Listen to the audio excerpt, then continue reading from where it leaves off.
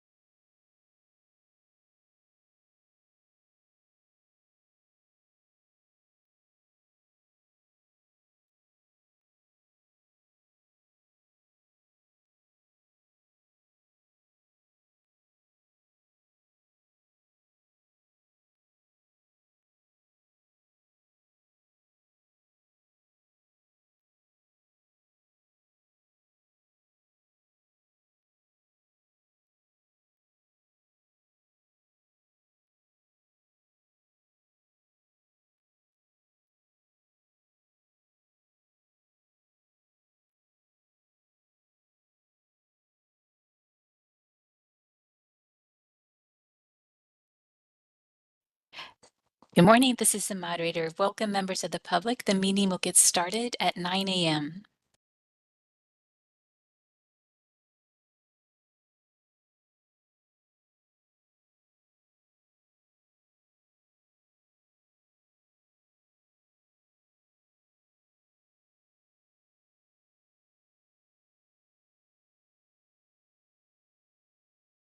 This is the moderator. Welcome, Crystal Yuyama. Would you like to do a mic check?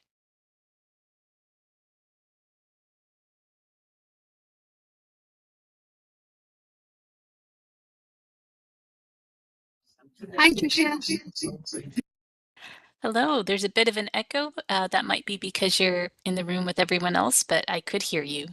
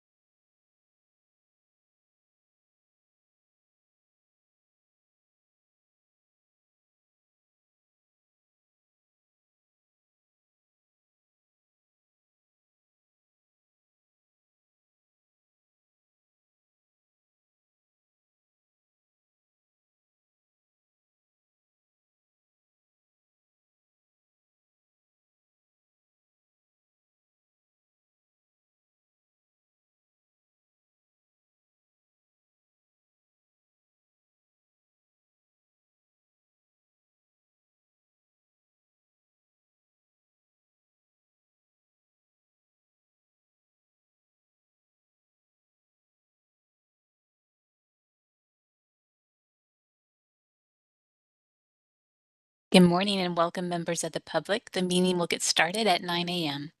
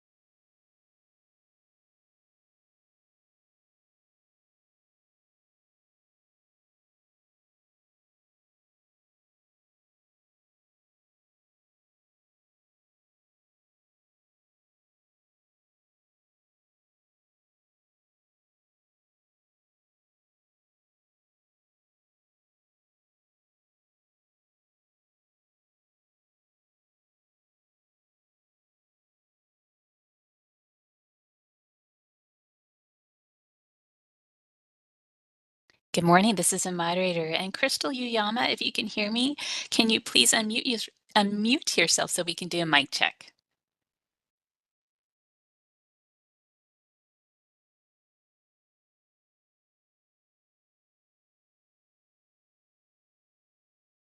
Can you hear me, Tricia? Yes, I can. And so with that, I will go ahead and start the recording, and then we should be ready to begin, at least from the WebEx side. You'll hear a brief announcement followed by silence. Is everybody ready?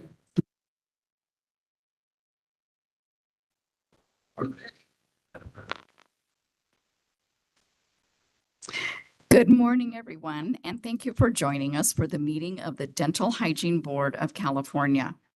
My name is Joanne Pacheco, and I am the president of the board. Today is Saturday, July the 19th, 2025, and we're commencing this meeting at 9:02 a.m. I would ask all of us to please turn all cell phones to silent to decrease interruptions. Additionally, when board members or staff are not speaking, please remember to mute the microphone to eliminate any interference or side dialogue. For those participating remotely, please log on to the WebEx website location provided on the posted agenda for this meeting. Instructions to connect to the meeting are provided with the meeting materials. The preferred audio connection is via telephone conference and not the microphone and speakers on your computer. The phone number and access code are provided as part of your connection to the meeting. There is also a physical meeting location for meeting participation in Sacramento at the DHBC headquarters, building in the first floor hearing room. This is an official business meeting of the Dental Hygiene Board of California. When referencing the term board, it also includes the board's committees for today's meeting. The board is meeting to discuss agenda items pertaining to the Education Committee and the Legislation and Regulatory Committee only. We begin the meeting with the committees, and once they begin, we will proceed through the items as listed on the meeting agenda. However, the chairs will have the discretion to take items out of order if warranted. This will be announced if the need arises, and we have worked in scheduled breaks at 10:30, 15 minutes, 12 to 1 for lunch, 1 hour, and at 2, 15 minutes if needed for relief time. There will also be a short break in between each committee meeting to provide staff time for setup. The board welcomes public comments on any item on the agendas, and it is the board's intent to ask for public comments prior to the board acting on any agenda item. However, the board asks that the public comments pertain to the current agenda item only as it is being discussed during the meeting. Public comment is not intended to initiate discussion on the topic or topics not related to the agenda item, but an opportunity for the public to express their opinion for the board's consideration. Questions asked during public comment may or may not be answered at the board's discretion, especially if the question pertains to an item not on the agenda where the board may not have discussed it. The board does not provide an opportunity for the public to comment on anything that is not on the meeting agendas, which is normally agenda item 2.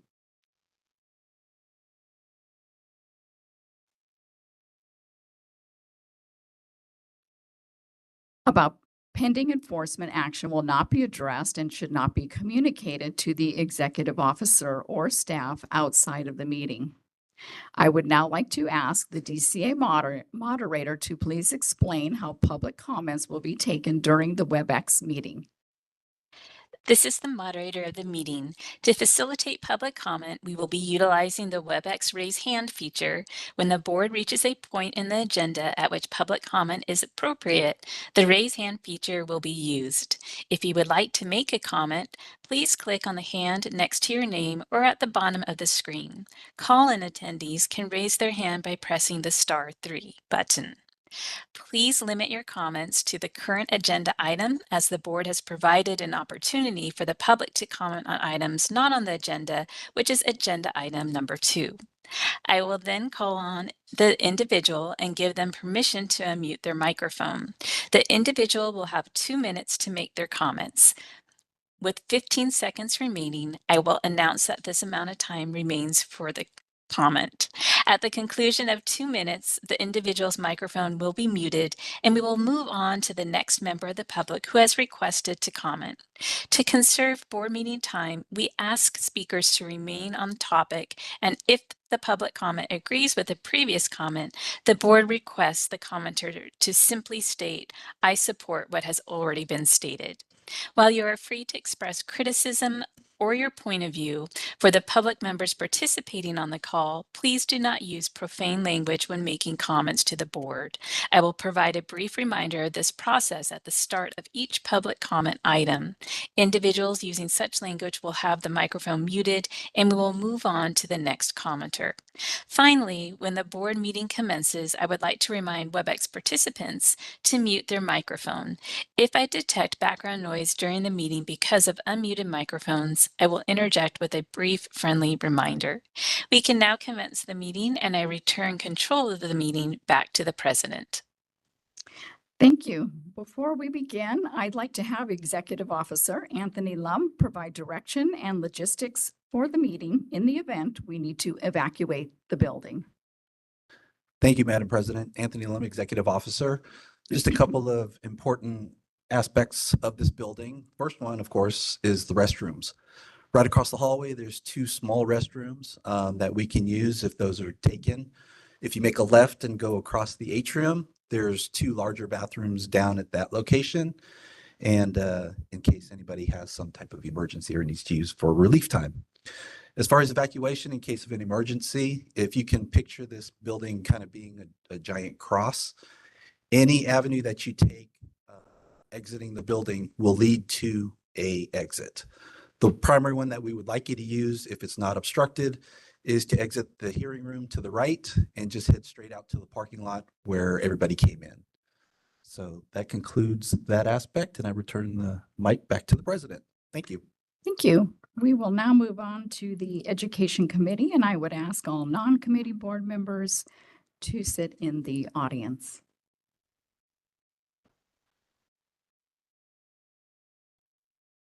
This is Executive Officer Anthony Lim. For the Education Committee, we have Joanne Pacheco as the chair, and Michael Long, and Justin Matthews. So all the other members, if you could take a seat in the audience, that would be appreciated.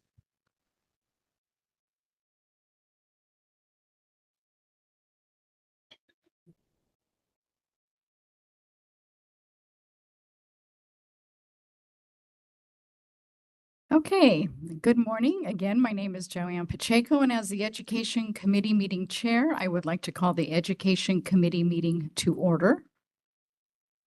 The time is 9:08, and I would ask board staff Crystal Ueyama to call the roll. This is Crystal Uyama, and I will now call the roll. Joanne Pacheco, Present. Michael Long, Justin Matthews. Present. A quorum has been established. A simple majority of yes votes are required for any action. We will move on to agenda item number 2, public comment for items not on the agenda. The Education Committee may not discuss or act on any matter raised during the public comment section that is not included on this agenda, except whether to decide to place the matter on the agenda of a future meeting. Are there any in-person public comments for the committee to consider?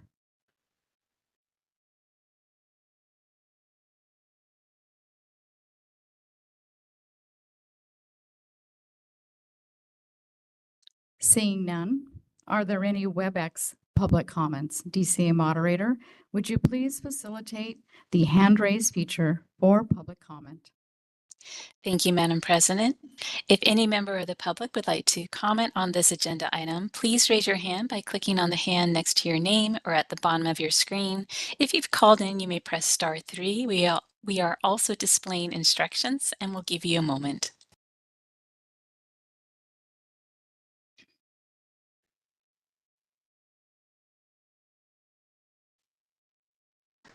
All right, I see no requests for comment at this time. Madam President, I return the floor back to you. Thank you. We would now like to move on to agenda item number 3. Discussion and possible action on the request for approval to transfer sponsorship of the San Joaquin Valley College, Ontario, and San Joaquin Valley College Visalia dental hygiene educational programs to Carrington College. And at this time, I would like to ask Dr. Adina Petty to present this agenda item. Thank you, President Pacheco. On September 14, 2018, the San Jose and Sacramento campuses of Carrington College each submitted a report of program change to the Commission on Dental Accreditation of the American Dental Association, also known as CODA, to inform them of a proposed change of ownership and control of Carrington College to the proposed new parent entity, San Joaquin Valley College. In the transition, San Joaquin Valley College acquired the stock of Carrington College and did not enact any changes to Carrington College's governance, operational, or corporate structure as a result of the transfer. The Dental Hygiene Committee of California, at the time in 2018, now the Dental Hygiene Board of California, approved the major change request of San Joaquin Valley College to acquire the stock of Carrington College at the committee's November 16, 2018 meeting. San Joaquin Valley College, the parent organization for both San Joaquin Valley College and Carrington College and their respective campuses, recently announced a strategic institutional alignment plan. This plan will create 2 specialized institutions. SJVC will focus exclusively on trades, technical, and business programs, while Carrington College will concentrate on nursing and allied health education. As a part of the realignment, the SJVC Ontario and Visalia dental hygiene educational programs are requesting a transfer of sponsorship to Carrington College. On May 1st, 2025, San Joaquin Valley College requested for the Dental Hygiene Board of California to place the request on the board's July 19th, 2025 meeting agenda to approve the transfer of the sponsorship of the Ontario and Visalia Dental Hygiene educational programs to Carrington College. There are 3 representatives from San Joaquin Valley College and Carrington. We have Dr. Danielle Mills, the Vice Provost from Carrington College, Brenda Serpa, the Dental Hygiene Program Director at Visalia, and Dr. Jerica Jerica Block, the Dental Hygiene Program Director at the Ontario campus, here to answer any questions the committee may have. Would the SJVC Carrington representatives please come up? Thank you.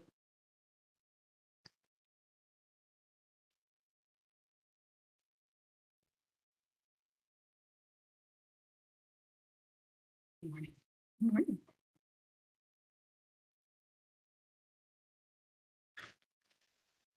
So staff recommends for the Education Committee to consider the request from San Joaquin Valley College to approve the pending approval of CODA to transfer sponsorship of the Ontario and Visalia Dental Hygiene Educational Program campuses from SJVC to Carrington College.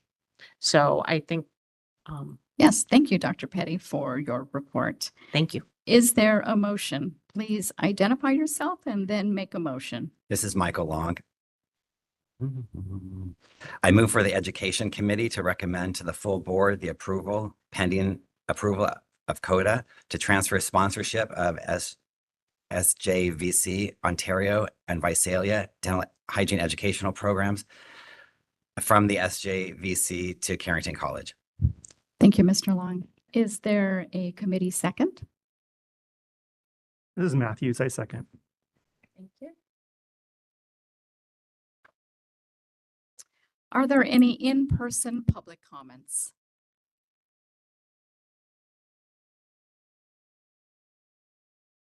Is there any committee member discussion?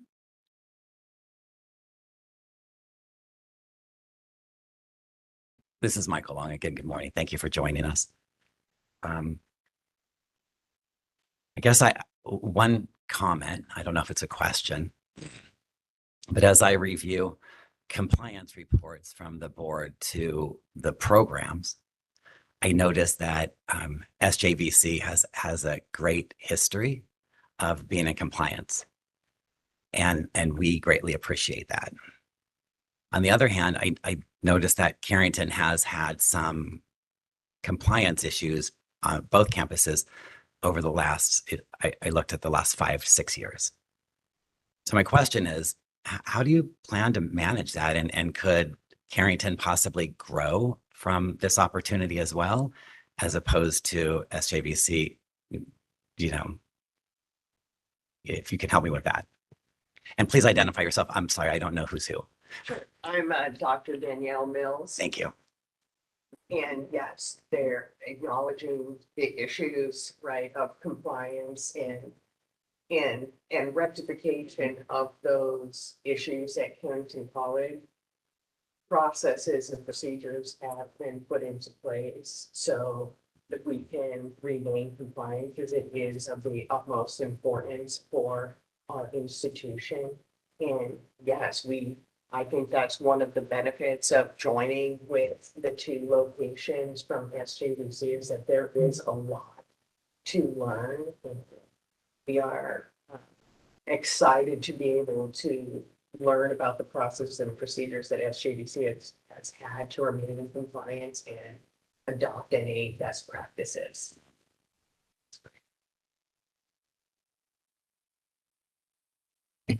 Any other committee discussion? Yeah, this is Member Matthews. I'd kind of like to hear from both campuses, a little bit from each, about the challenges that you foresee in this changeover. Any challenges that you expect, any challenges that you, maybe from previous transitions, that you might anticipate. We talk a lot about being prepared here and how wonderful these types of transitions are, but I kind of would like to know from the people on the ground, do you foresee any challenges? And if so, how are you thinking about addressing those? So. Sure. Hi, I'm Brenda Serpa from the Visalia campus. I've been program director for 19 years now, so it's been a nice long journey. So far, our communication with the Carrington College leadership has been very positive. The ultimate goal for all of the campuses is to number one, provide for the students. We want good hygienists out there. We want to be compliant. And so far, the communication that we've had, and again, it's fairly new because we really hadn't had much interaction with the Carrington leadership up until a few months ago. But so far, the interactions have been good, and I know that the hope is to be able to build great compliant programs and learning best practices from both campuses. We've already seen some advantages. An example, their library resources are amazing, and we're really looking forward to being able to take advantage of some of the uses that they have with their library providing opportunities. So from my experience so far, I'm very positive and feel that as long as we keep good communication, stay focused on compliance issues, I feel good about it. Hey, I'm Jerica Block, Director of Ontario Campus. College Service. Yeah, there you go. Sorry. Oh, that's okay. I'm Jerica Block, the Director for the Ontario Campus, and I've been with the college for 7 years. And similar to Brenda, am looking forward to the collaboration of having more experience and really the expertise of what success looks like as we give back to our students and we know what is successful. And I think coming ahead with 4 programs in the state of California is really beneficial to the college and putting everything together. So I am too looking forward to working in this partnership and learning as we go. We may encounter things that we haven't quite predicted. And I know that with the support that we have from the leadership, that we are going to be in a great place. So thank you. I have a question. This is Joanne Pacheco, and thank you for your comments, Ms. Block and Ms. Serpa.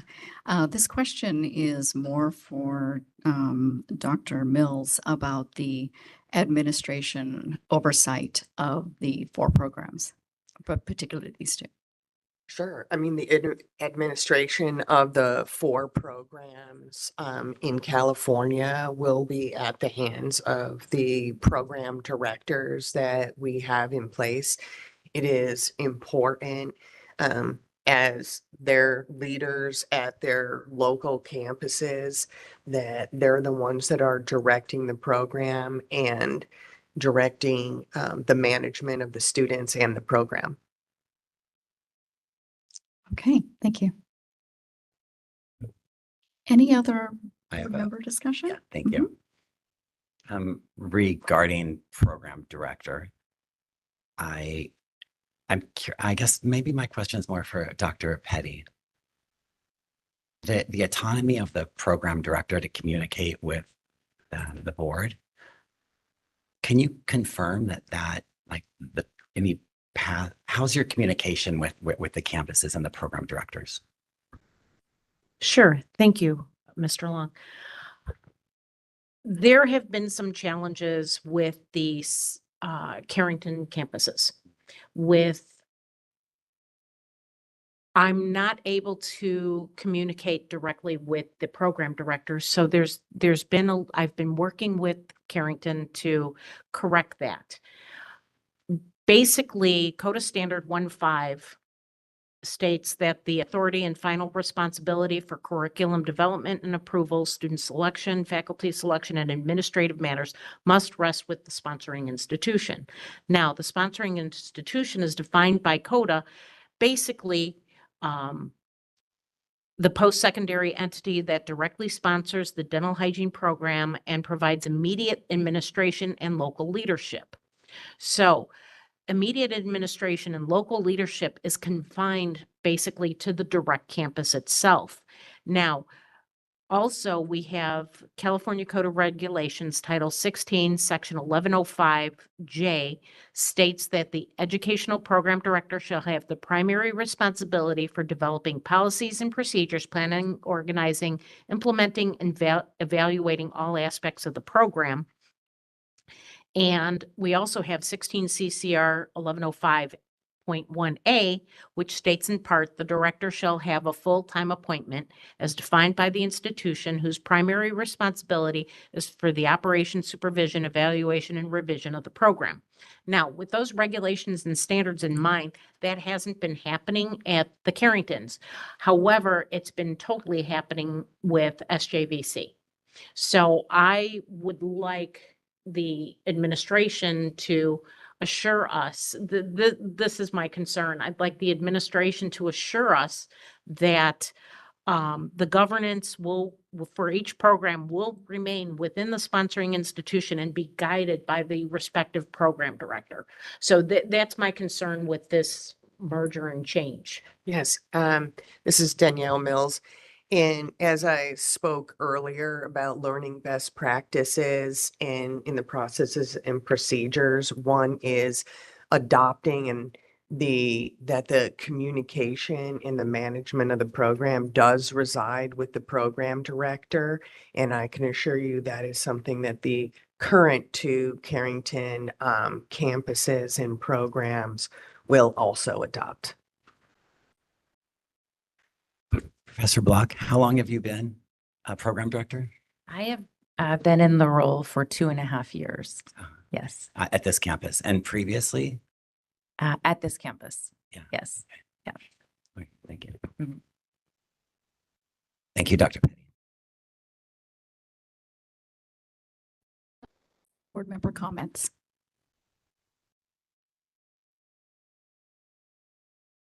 Are there any public comments?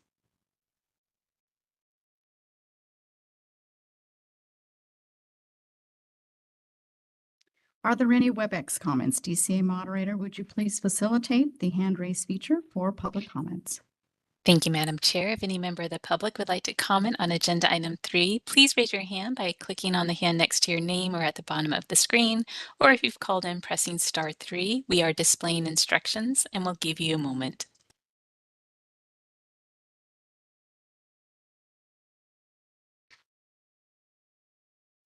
All right, I see no raised hands. Madam Chair, I return the floor back to you. Thank you. I will now ask Crystal to call the roll and record the votes for this agenda item. This is Crystal Uyama, and I will now call the roll. Joanne Pacheco, Aye. Michael Long, Aye. Justin Matthews. Nay. The motion has passed. Thank you. And thank you, directors. Thank you. Thank you.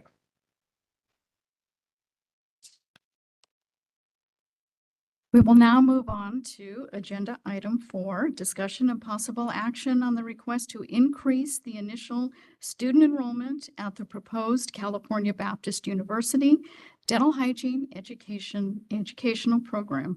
I would ask Dr. Adina Petty to present this agenda item. Thank you, President Pacheco. On December 5th, 2024, California Baptist University submitted a letter of intent to request the Dental Hygiene Board of California approval to establish a Bachelor's of Science in Dental Hygiene educational program based in Riverside, California, to address the educational needs, as well as increase preventative oral health services and access to care in the communities of Riverside, Ontario, San Bernardino, and the many underserved populations of the Inland Empire region.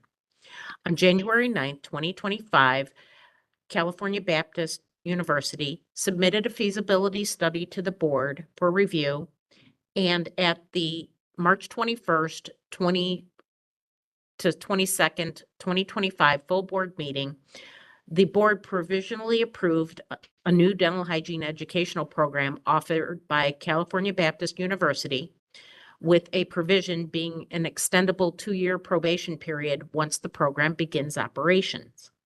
On June 9th, California Baptist University submitted a request along with supporting documentation to increase the initial student enrollment at the proposed California Baptist University Dental Hygiene Educational Program to 2 cohorts of 24 students each, with 1 cohort starting in the fall semester of 2028 and an additional cohort starting in the spring semester of 2029.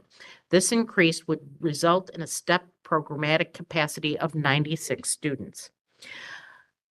We have 2 representatives from California Baptist University. Dr. David Pearson, he's the Dean of the College of Allied Health Science and Dr. Kelly Donovan, Educational Program Director for the Dental Hygiene Educational Program at California Baptist University. I'd like to ask them to step forward and make their request. Please.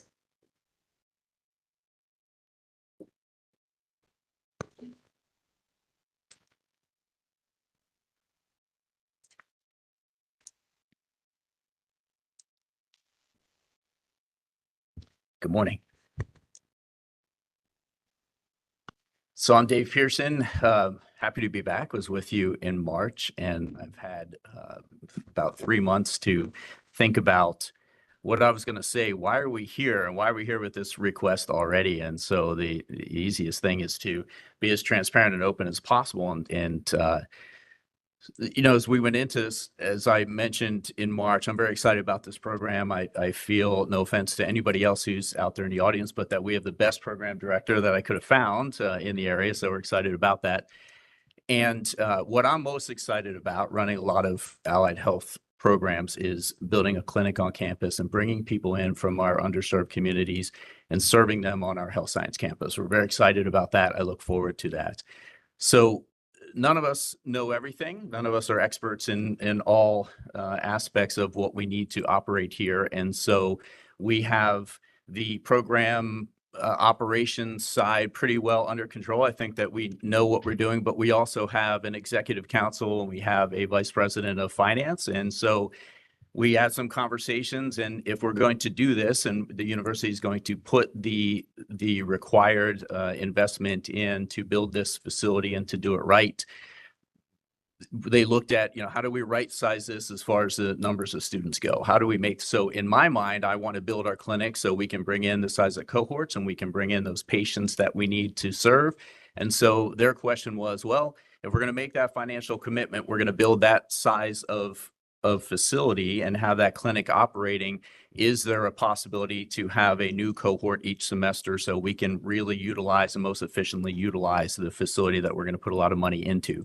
So that was the question. And so we went back to the drawing board and we retooled and we looked, and we feel comfortable and confident that we can make this work and be quite successful with what we're doing. So that's really the nature of our request. I fully understand that we were accepted provisionally. I realize that we're going to be in a probationary period. I am excited and hopeful to take on 2 cohorts as we go through our provisional period. And I expect that we're going to fully knock it out of the park in the same way that we were planning to do with 1. So that's my hope. So thank you. I appreciate the time to explain what we're looking to do. Thank you as well. This is Kelly Donovan. I am the program director for Cal Baptist. And as a licensee, I sincerely appreciate the board's dedication to patient safety and educational excellence. I hope my feasibility study demonstrated this through its thorough research and careful planning. My deep respect for the board and for our shared dedication to consumer safety.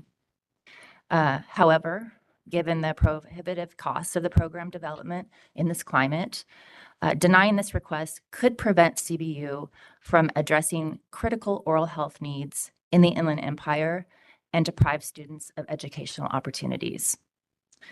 As the program director, I can only assure the board, regardless of the cohort size, I will do everything in my power to make sure that the safety of the student, faculty, and consumers are protected.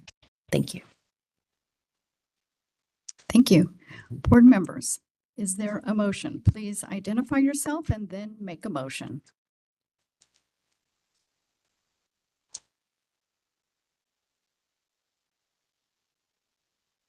Sure, this is Board Member Matthews. I move for the Education Committee to recommend to the full board to approve the request to increase the initial student enrollment at the proposed CBU Dental Hygiene Education Program with the terms of the board's March 2025 initial provisional approval to remain. Long second. Is there any committee member discussion? Yeah, this is Board Member Matthews. At the last meeting, the full board meeting, we had multiple board members praised you on your feasibility study, the extent to it. It was extremely thorough. As a public member, I just want to know what happened. You went through all of that work to put together that report, which was praised by multiple people on the board. And now there's this 11th hour request, which for me, what I'm hearing is the motivation is financial. What happened? Honestly, would be Sure. best, Yeah. just No. so that I know what's going on. Yes. Right. And the motivation is absolutely financial, but I want to caveat that with nobody at our university, none of the executive council, none of my superiors are looking at this as a way to make money for the university.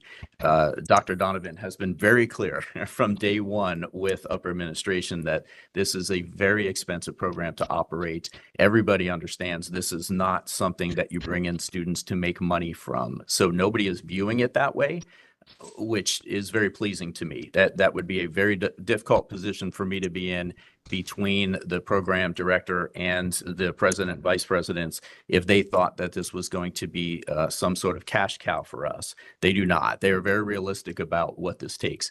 The financial aspect is, can we, knowing how expensive and what this upfront, and every time we've been working on this for over 2 years now, every single time we go back, those construction costs are up and they've gone up a little bit higher. So yes, there's absolutely a financial issue to this, but not in the sense of what I would call greed or a desire to benefit from this program. It's about right sizing it to make sure that we're being as efficient as possible. That's really what it comes down to. And so not only did Dr. Donovan do such a wonderful job working on that document, but I think going back and retooling things and using most of the same data and updating the budgetary pieces to show that this can work. And I'm confident that it could work.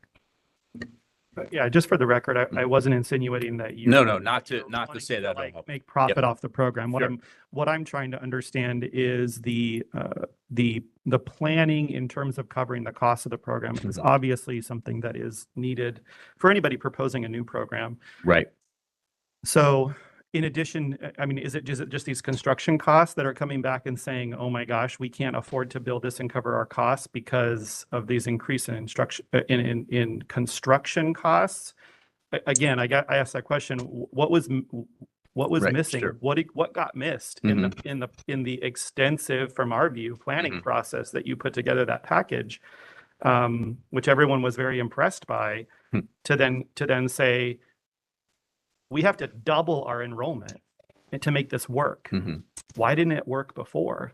Was it just is it just construction costs? What other costs are leading to this need to double your enrollment? Right. Sure. No, it's a great question. I don't feel that anything was missed. What I think is, as you know, this decision like this goes through many levels, and it doesn't just go through many levels once. It goes up and down multiple times, and this has multiple times. And I think the conversation had been ongoing, but I think when our Vice President of Finance Administration, who is a wonderful gentleman who knows what he's doing, he asked some questions, came back, is there a way to retool this so that we can be as efficient as possible with the facility that we're going to build?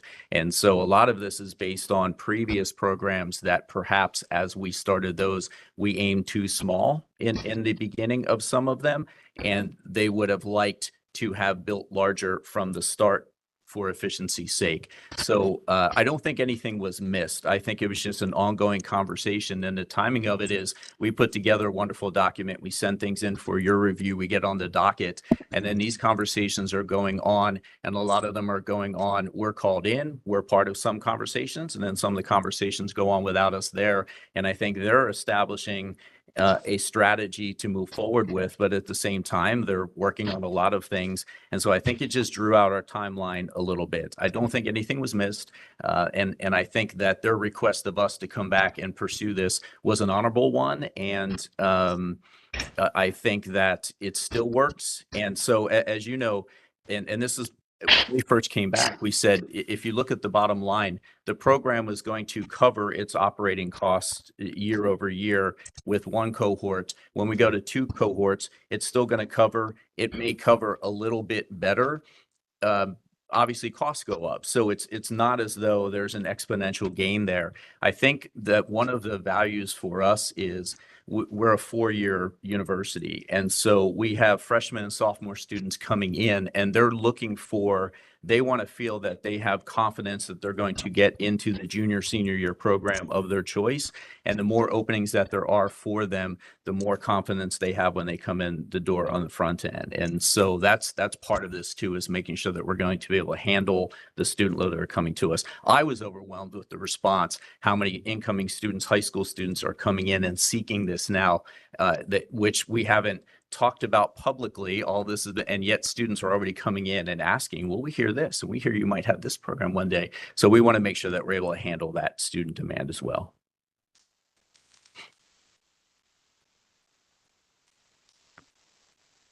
I'm excited about your excitement, and I agree with a lot that you say. Access to care, additional spots for education for hygiene students. I work part-time clinical faculty at UOP. See the struggles that UOP goes through with 2 cohorts, 1 each year. I review the board information on compliance issues for other programs, and to take a program from just starting with 2 cohorts to double it, it just seems like a lot of possible problems that you don't know the answers to at this point. So how do you, I don't want to say justify, but can you talk to me more about maybe your past experience with program and compliance, and how you would take 48 students and go to 96, I believe? Sure. In the first 2 years. I mean, there's a probationary period. We established that for a reason. It seems like it makes sense to ride that with what we agreed on earlier. So Yeah. share some of that history with me and your thoughts. Absolutely. Thank you for the question. I've been a program director not in California. However, we had a larger number. We were also incorporated with the dental assisting program, so we had that as well. And working collaboratively with that. I think, in my experience in 11 years at Taft College and my 2 years at West Coast University, which did have higher numbers than I've seen, and the program director there, Dr. Hurlbut, does a great job, with that. So I've watched her as well to see that. So, and also I think just being, again, any issues with compliance, anything like that, we just have to stay on top of it and constantly be in constant communication with Dr. Petty and, have an open, forum for that. I am someone that if I have questions, I'm going to ask. I'm not just going to guess.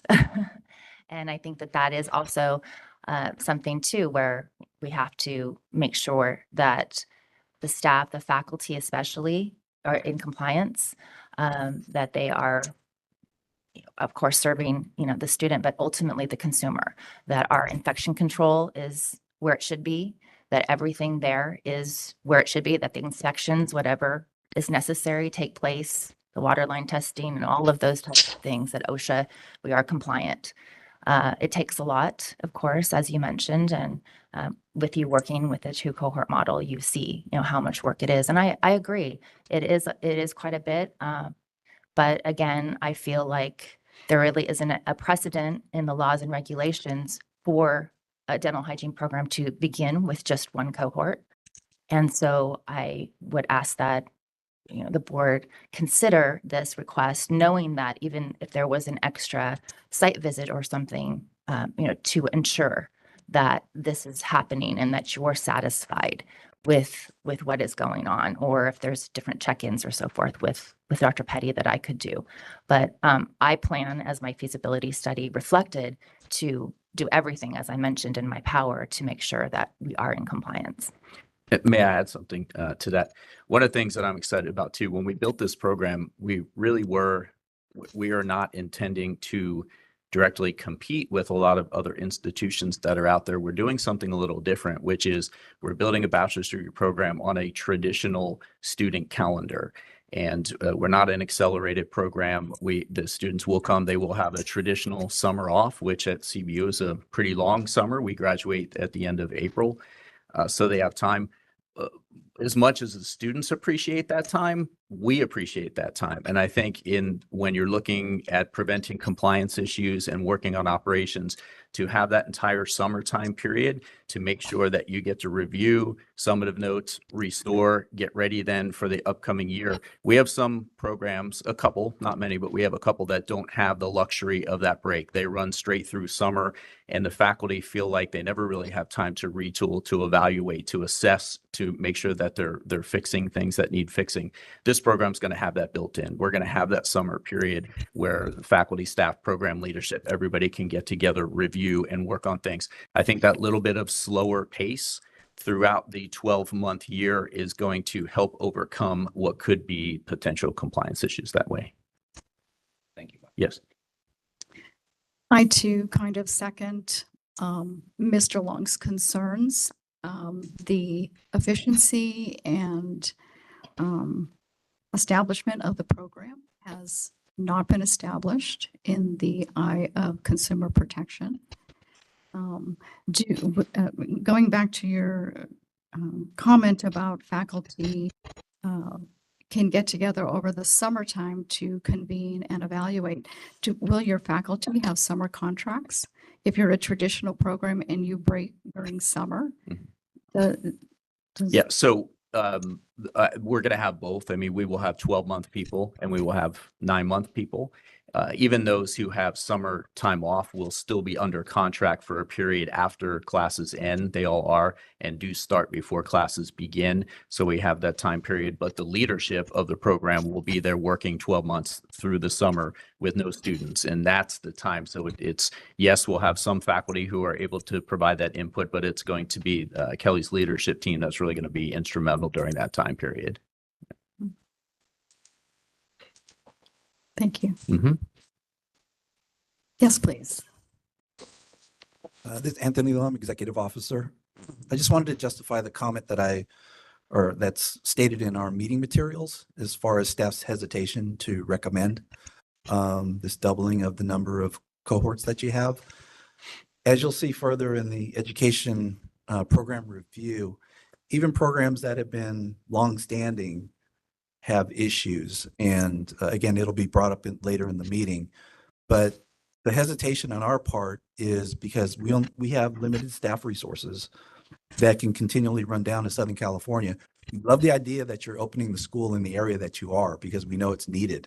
And that's not the point that I would like to make. But let's say you do get your double cohort initiated, but there are issues. That means that our staff resources have to keep running down there to make sure that everything is maintained appropriately and put back in place. And that does take a lot of time and a lot of effort.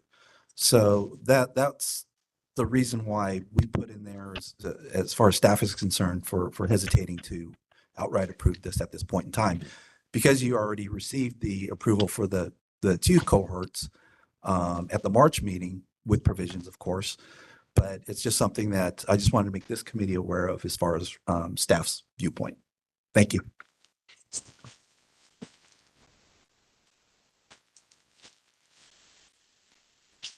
Thank you for your presentation.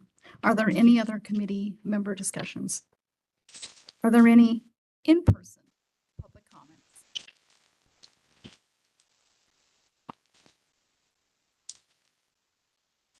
Are there any WebEx comments? DCA moderator, would you please facilitate the hand raise feature for public comment? Thank you, Madam Chair. If any member of the public would like to comment on agenda item 4, please raise your hand by clicking on the hand next to your name, or if you've called in, press star 3. We'll give you a moment.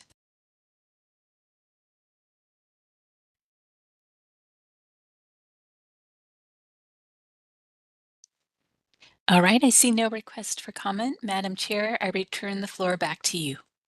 Thank you. I will now ask Crystal to call the roll and record the votes for this agenda item. This is Crystal Uyama, and I will now call the roll. Joanne Pacheco, Nay. Michael Long, Nay. Justin Matthews. Nay. The motion has failed. Thank you. Thank you for your Thank you. presentation.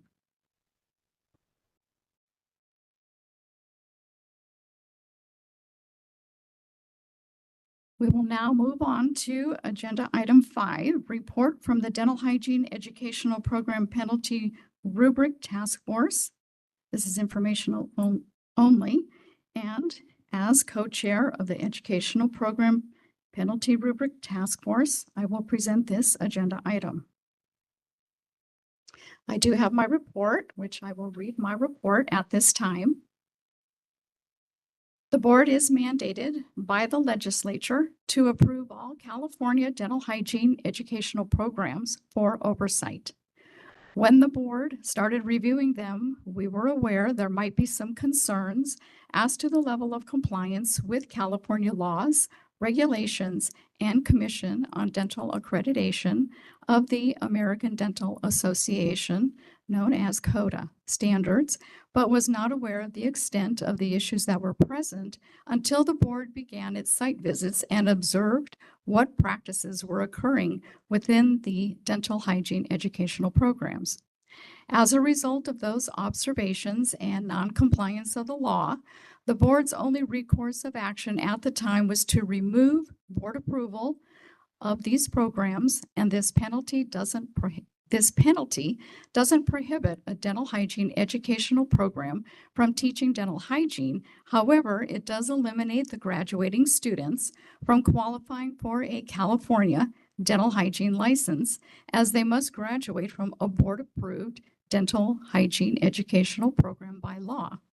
When the board was forced to vote to remove approval of a dental hygiene educational program at one point, it was determined that other intermediary punitive actions were needed to provide an opportunity for a program to comply with the law and CODA standards. In 2019, the board obtained legislative approval to implement citations and fines and probation as intermediary penalties in lieu of full removal of board approval alone as a penalty of noncompliance. Subsequently, in 2023, the board promulgated regulations regarding reviews, site visits, citations, and fines, and probationary status for dental hygiene educational programs. Under the California Code of Regulations, Title 16, Section 1104.3, within the regulations subdivision b, number 3, establish factors to be considered in the issuance of any citation or fine to a dental hygiene educational program due to noncompliance of California laws, regulations, and CODA standards.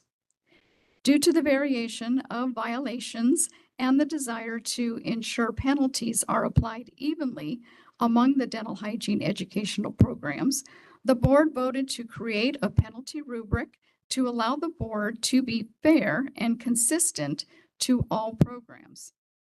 At the March 22nd, 2025 full board meeting, the board appointed board member myself and Julie Ellinger as co-chairs of the Dental Hygiene Educational Program Penalty Rubric Task Force. After the meeting, the task force co-chairs received requests from 3 interested stakeholders who were appointed to the task force based on their qualifications. These experts were Joanne Galliano, Dr. Michelle Hurlbut, and Lisa Cambiashi, who have extensive dental hygiene educational program experience and knowledge of the subject to create an appropriate penalty rubric. The task force conducted their first meeting on June 4th, 2025, and began discussion on how to start categorizing the violations with consideration of the factors outlined in 16 CCR section 1104.3, which include 1, nature and severity of the violation, 2, length of time that has passed since the date of the violation,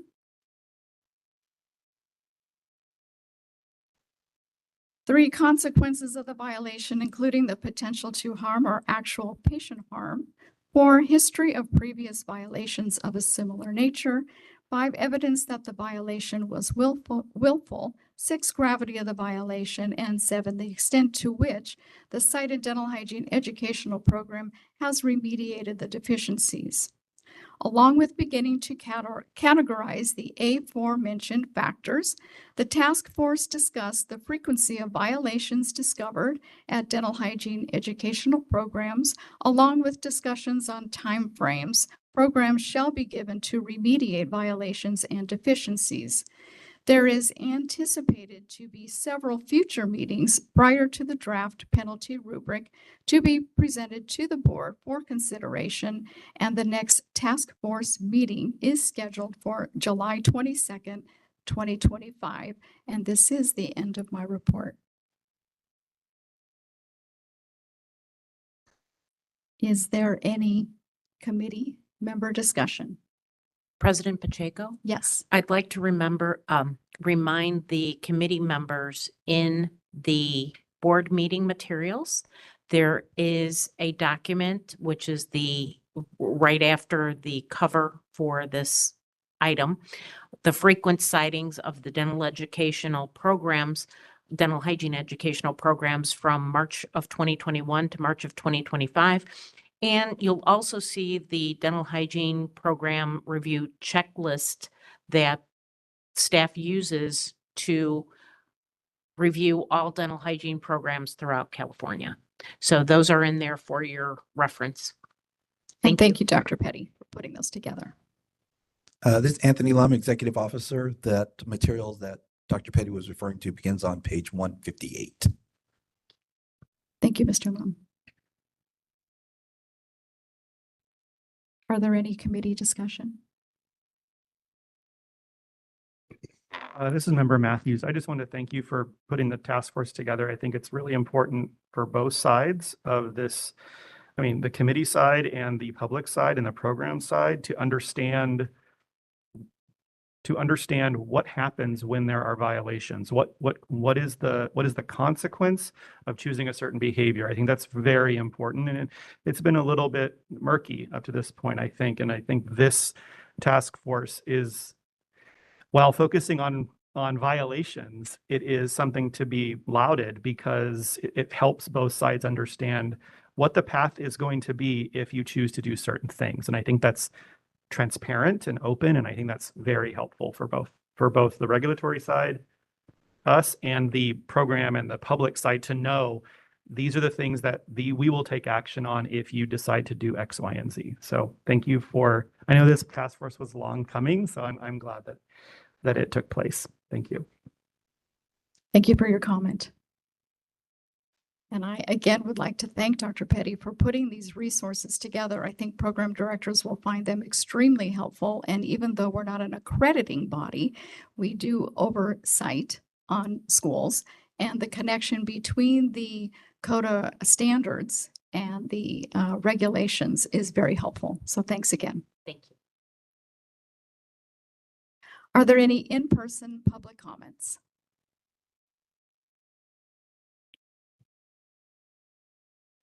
Are there any WebEx public comments? DCA moderator, would you please facilitate the hand raise feature for public comment? Thank you, Madam Chair. If any member of the public would like to comment on agenda item 5, please raise your hand by clicking on the hand next to your name, or if you've called in, pressing *3. We are displaying instructions and we'll give you a moment.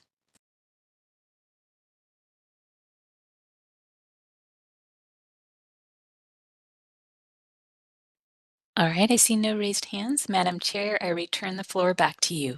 And thank you. We will now move on to agenda item 6, dental hygiene education program site visit update and schedule. And I would ask Dr. Petty to present this agenda item.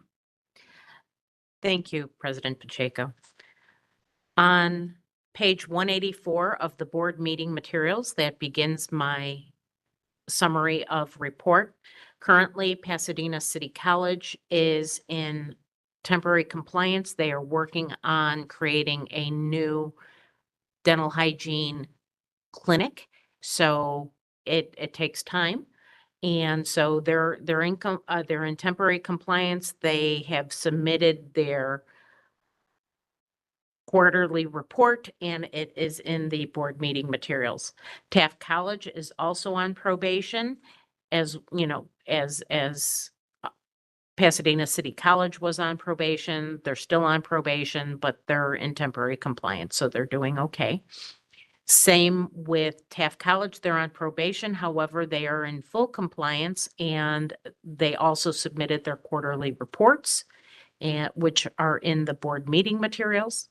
Concord Career College San Diego, they are currently not in compliance and the board is aware of why they are not in compliance because they are in the process of updating their program's instructional length to be a minimum of 10 weeks, excluding final exams of program instruction, and that is due on December 31st of 2025. Cerritos College is in temporary compliance. There is one outstanding violation. However, they're in temporary compliance and they're just waiting to hire someone. And the permanent compliance is due June 1st of 2026. Cerritos report is also in the board meeting materials. We have Concord Career College Garden Grove. They are not in compliance. There is a report in the program or in the board meeting materials, and they also are not in compliance due to the minimum of 10 weeks, and that is due December 31st, 2025.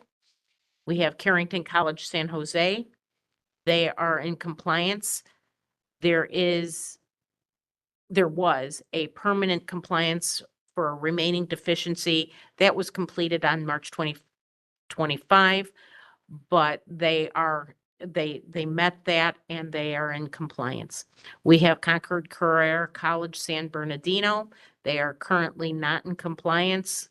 You can refer to the reports, and they, along with the other two Concord Career Colleges, are in violation of the instructional length being a minimum of 10 weeks.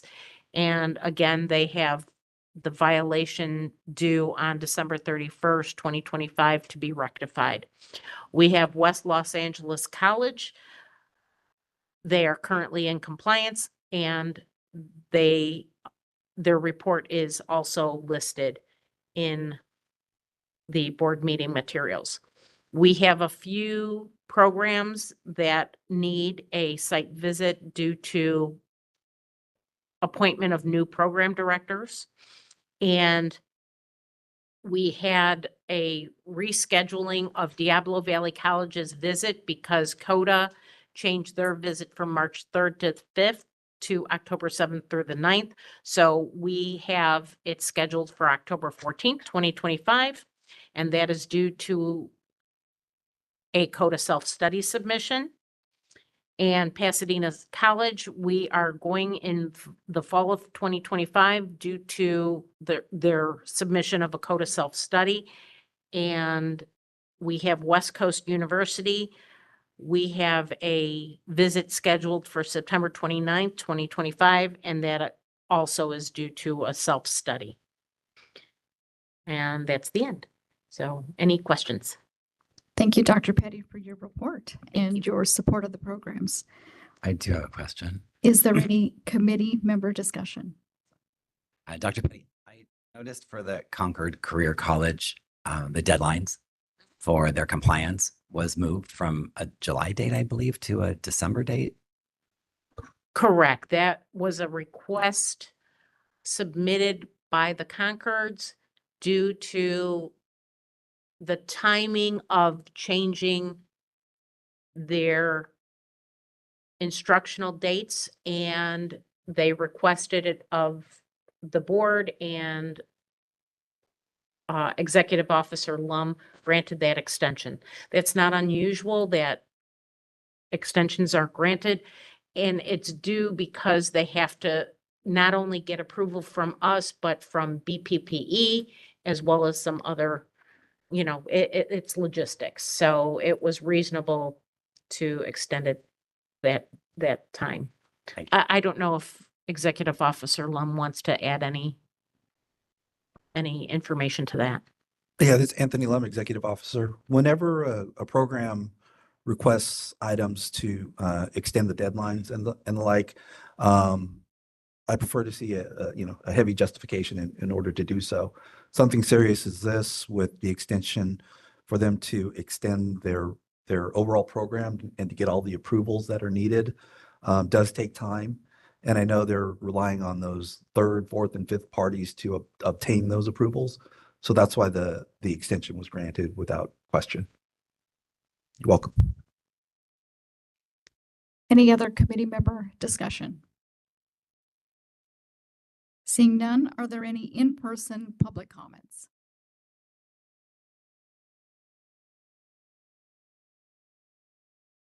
Are there any WebEx public comments? DCA moderator, would you please facilitate the hand raise feature for public comment? Thank you, Madam Chair. If any member of the public would like to comment on agenda item 6, please raise your hand by clicking on the hand next to your name, or if you've called in, pressing *3. We are displaying instructions and we'll give you a moment.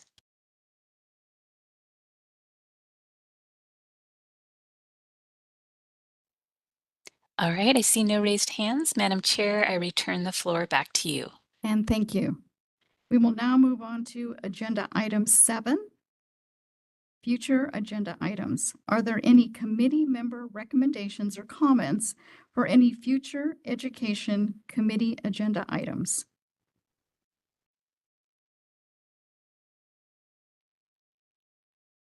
Seeing none, are there any in-person public comments? You're a quiet group this morning. Seeing none, are there any WebEx public comments? DCA moderator, would you please facilitate the hand raise feature for public comment? Thank you, Madam Chair. If any member of the public would like to comment on a future agenda item, please raise your hand by pressing *3 or clicking on the hand next to your name. I do see we do have a raised hand. And just a reminder, you'll have 2 minutes. I'll give a 15-second warning. And the request for comment is coming from Jennifer Nowotny. Jennifer, you should see a prompt to unmute yourself. So go ahead and click on that. Okay, hello, can you hear me? Yes. Okay, good. I apologize. I was trying to look for the hand raised comment. It was actually regarding these schools and compliance. So is it too late to address that? I'm sorry, is this a previous agenda item? It was what you were just discussing about the compliance of these schools and if they're in compliance, and you were discussing about Concord not being compliant, and I just had a question regarding that. Allow the comment.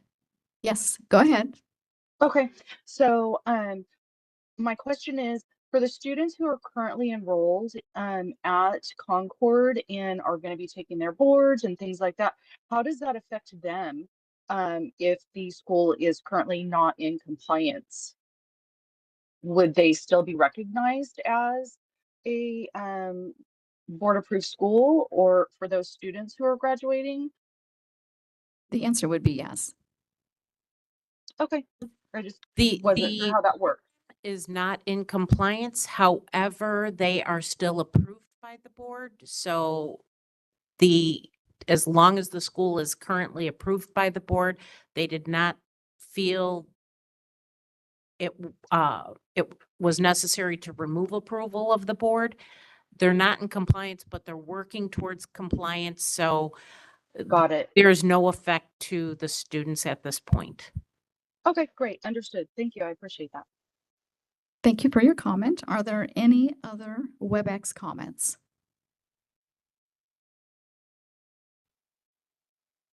This is the moderator, and I'm not seeing any more raised hands. So, Madam Chair, I return the floor back to you. And thank you. And thank you all for attending the Education Committee meeting, Agenda Item 8, which is now adjourned at almost 10:10.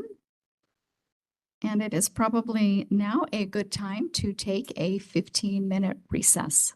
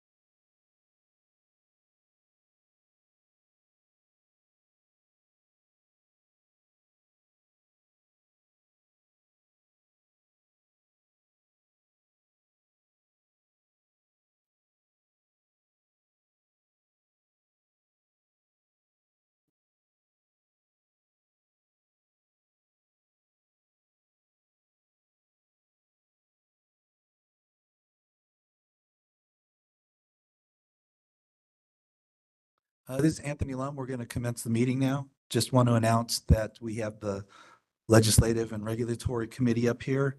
We have Julie Elginer, Joanne Pacheco, and Michael Long is our chair. Thank you.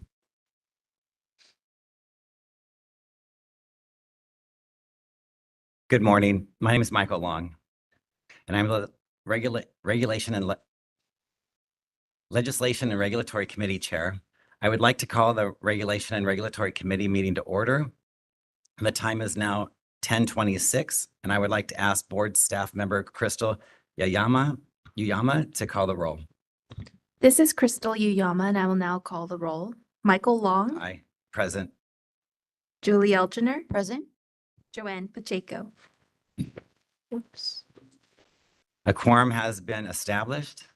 A simple majority of yes votes are required for any action. On the meeting material, we're on page 229. Start there. Leg agenda item number 2, public comments. I will now move on to agenda item Leg 2, public comments for items not on the agenda. The Legislation and Regulatory Committee may not discuss or act on any matter raised during the public comment section. This is not included on the agenda, except whether to decide to place the matter on an agenda of a future meeting. Are there any in-person public comments? Are there any WebEx public comments? Thank you, Yep. Thank you, Mr. Chair. If any member of the public logged into WebEx would like to comment, please raise your hand by clicking on the hand next to your name or at the bottom of your screen. If you've called in, you can press *3 to raise your hand. We are displaying instructions and we'll give you a moment.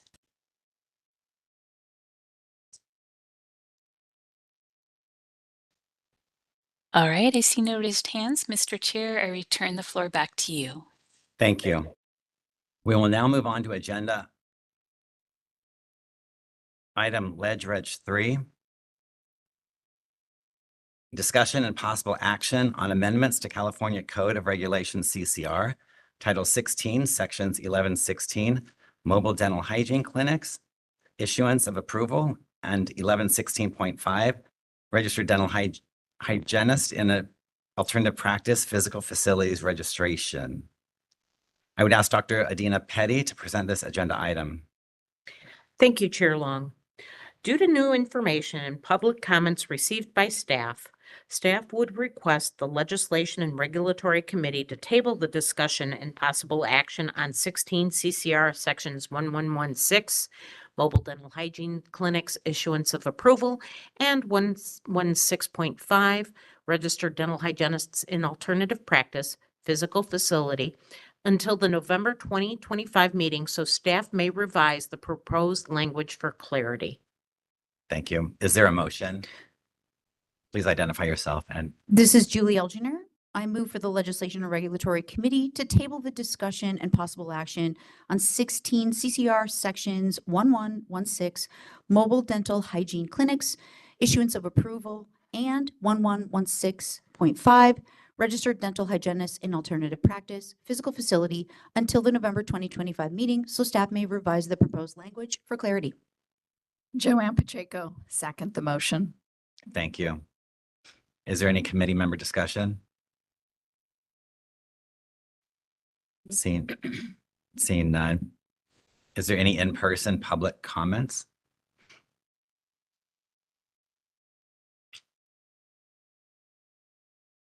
Hello, Tukas Okai from the California Dental Association. Considering that there were additional materials sent or comments submitted, would those be made available to the public as well for consideration as they're not part of the current meeting materials? Yes, we received it too late for inclusion in the board meeting materials. At the November 25th, 2025 meeting, they will be placed in the meeting packet. Great. And is there also still open call to submit additional comments for if the motion passes? We never put a restriction on that. Okay. But there's no language currently out there right now.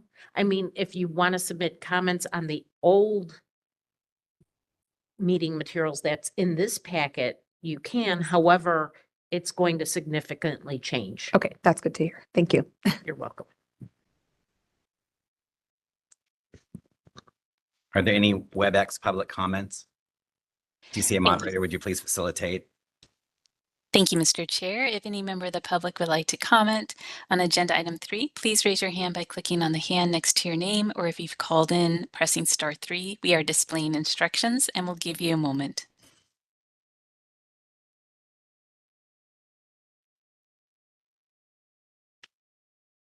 All right, I see no raised hands. Mr. Chair, I return the floor back to you. Thank you. I would now ask Crystal to call roll and record the votes for this agenda item. This is Crystal Uyama, and I will now call the roll. Michael Long, Yes, aye. Julie Elginer. Aye. Joanne Pacheco. Aye. The motion has passed. Thank you. We'll now move on to agenda Ledge Reg 4, regulatory update, status of dental hygiene, Board of California regulatory packages. This is informational only. I would ask Dr. Adina Petty to present this agenda item. Thank you, Chair Long. Beginning on page 264 of the board meeting materials, you will see all the packages that the board has put through the Office of Administrative Law. Currently, we are running 2 packages, 1105.2 periodontal classifications, which is in process, and 1116 and 1116.5.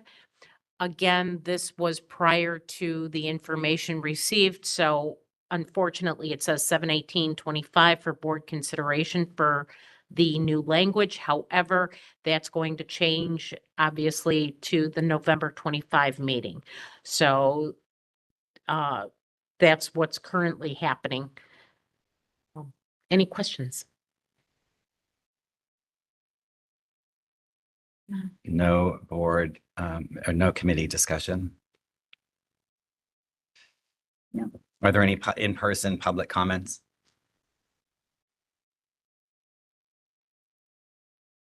Seeing none, DCA monitor, would you please ask if there are any WebEx public comments? Thank you, Mr. Chair. If any member of the public would like to comment on agenda item 4, please raise your hand by clicking on the hand next to your name, or if you've called in, pressing star 3. We'll give you a moment.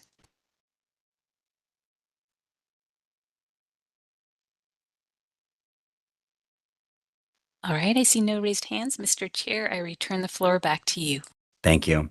We'll now move on to agenda item Ledge Reg 5, legislative updates, bills of interest, and regulative calendar. And the calendar. I will ask Dr. Adina Petty to present this agenda item. Thank you, Chair Long. Beginning on page 269 of the board meeting materials are the board packages. Since this went to print, we have some updates because July 18th, yesterday, was the last day for policy committees to meet and report bills.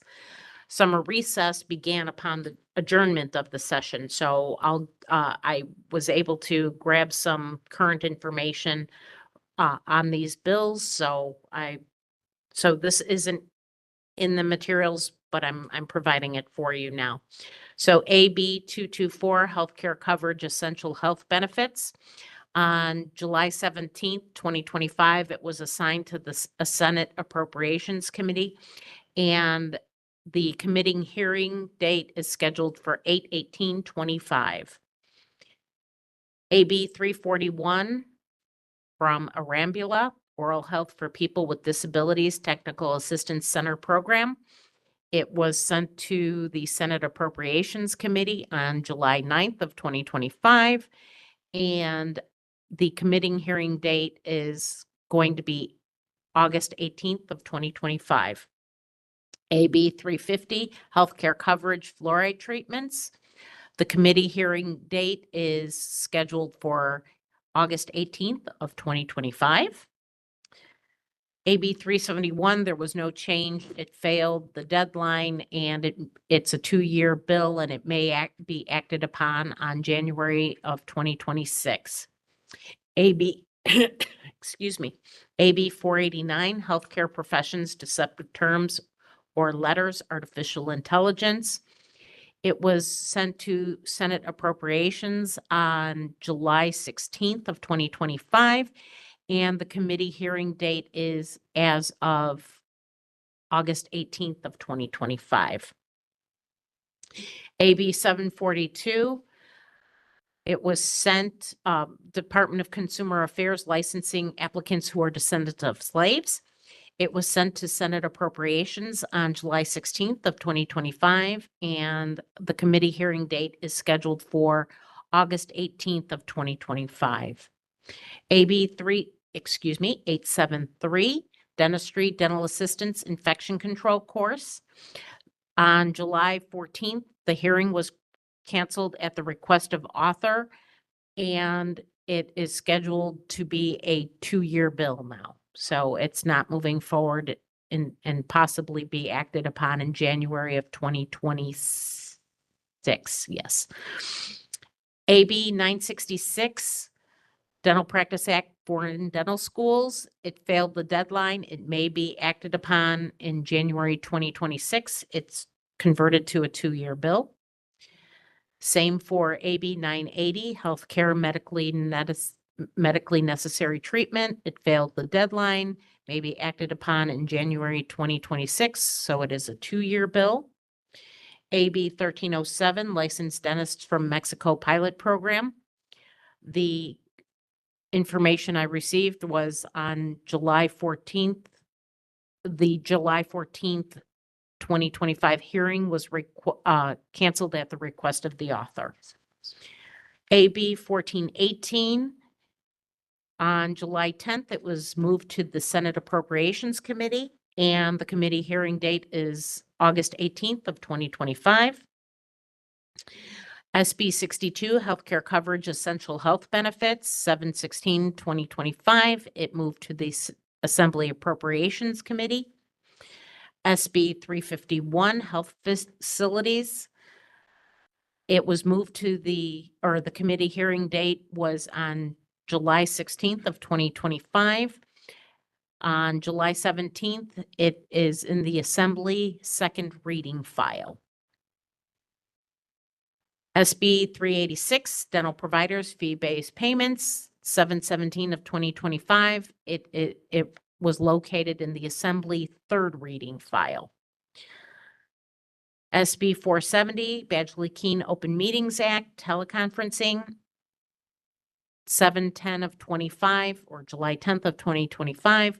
It was moved to the Assembly Appropriations. No information about a committee hearing date. SB 744, Accrediting Agencies. It was moved to Assembly Appropriations on July 9th of 2025. No information about a committee hearing date. SB 861, Committee on Business Professions and Economic Development, Consumer Affairs, the Omnibus Bill. It was moved on 7/8 of 2025 to Assembly Appropriations, and on 7/17, it was ordered to third reading. And that's the other, they will reconvene on August 18th from summer recess. Other than that, that's what I have information-wise. Any questions or comments? Okay. Thank you, Dr. Petty. This is Julie Elginer, and I do have a couple of comments or questions. I appreciate the thorough updates. I also spent time on the California Ledge Info website last night and this morning, based on the fact that the policy committees were meeting as of last day yesterday. So I really appreciate the updates. I do have two quick questions. The first is on AB 873. AB 873. Okay. This is the CDA-sponsored bill. I do have a couple of quick questions. I noticed this is our official position is oppose. Correct. And I do have a quick question. I noticed that the bill analysis did not include our opposition letter. There are 4 specific items that were listed in organizations in support. There were none listed. The comment on the committee consultant analysis that was provided to the Senate BMP Economic Development Committee, the committee consultant is Anna Billy. This was published 7/9/25. The quote under the opposition was none recorded for the current version of this bill. So although the hearing was canceled at the request of the author, I am curious if we have any information why our opposition would not have been recorded. The letter was written and submitted.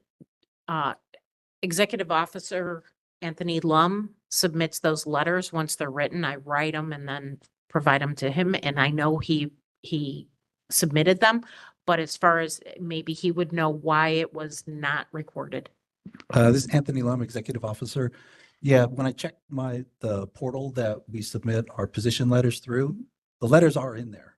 So from there, I don't know where they. Sure. Yes. No, I understand. I just wanted to make sure that it was in fact submitted. Correct. Yes. And, if we've done our part to submit it, that's on the BMP committee consultant or whomever if they don't notice that. But I do feel like just out of transparency, it's important to make note of the fact that our letter was provided, our letter of opposition, and it may not have made it or did not make it into the Senate BMP committee consultant analysis. Okay. Okay. I just want to make sure that's the other is I did want to just make an overall comment that if at all possible, to include the bill sponsor into this document. I just do think it's helpful if we have information around who sponsored the bill.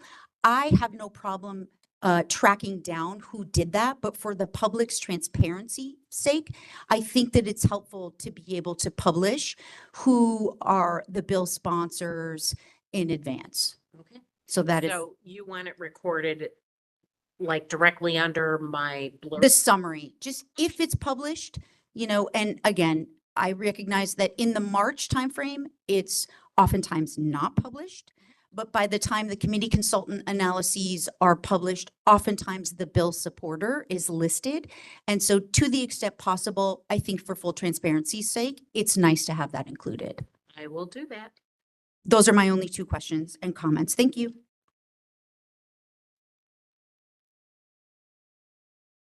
Thank you. We do need a motion. If I can, is there a motion? Please identify yourself. Sure. This is Dr. Julie Elginer. I move for the Legislation and Regulatory Committee to recommend to the full board to approve the proposed positions as follows. I'm going to go through them, so just bear with me. AB 224, Bonta, healthcare coverage, essential health benefits. We are recommending a watch position, maintaining a watch position. AB 341, Arambula, oral health for people with disabilities, technical assistance center program. We are recommending we maintain a watch position. AB 350, Bonta, healthcare coverage, fluoride treatments. We are recommending maintaining a support position. AB 371, Haney, dental coverage. We are recommending we maintain a watch position. Bonta, AB 489, Bonta, healthcare professions, deceptive turns on letters, artificial intelligence. We are recommending that we maintain a watch position. AB 742, L. Howery, Department of Consumer Affairs, licensing applicants who are descendants of slaves. We are maintaining a watch position. AB 873, Alanis, dentistry, dental assistance, infection control course. We are recommending maintaining an opposition position. AB 966, Carrillo, Dental Practice Act, foreign dental schools. We are maintaining a watch position. AB 980, Arambula, healthcare medically necessary treatment. We are maintaining a watch position. AB 1307, Avia Farias, licensed dentist from Mexico pilot program, maintaining a watch position.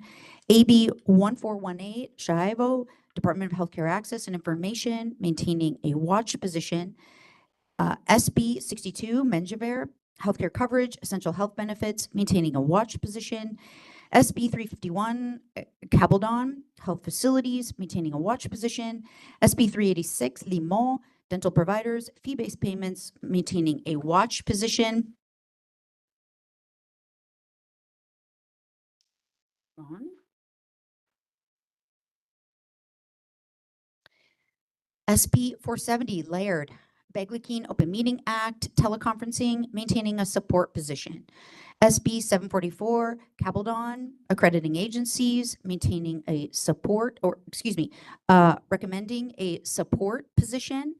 And SB 861, Committee on Professions, Committee on Business Professions and Economic Development, Committee Consumer Affairs and Omnibus Bill, and we are recommending or maintaining a support position.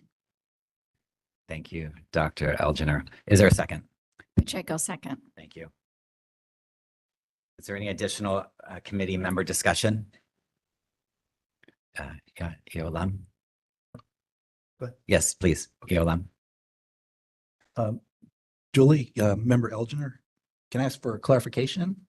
When you're looking for the sponsor, because you have vast experience with this, where do we find that information?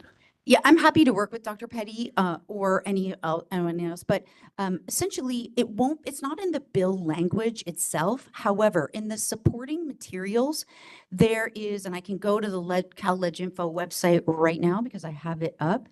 There's a tab that has bill analyses. And under the bill analyses, for example, I'm on SB 351 for health facilities.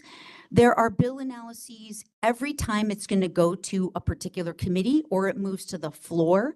There will be a bill analysis that's provided, and oftentimes in those bill analyses, the whomever is the external sponsor, if it is externally sponsored, meaning by an agency or an entity that is external to the legislature, that information will be provided in there.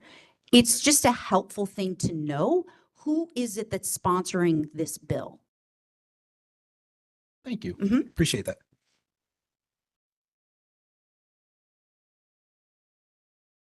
Any additional discussion on the board? Are there any in-person public comments?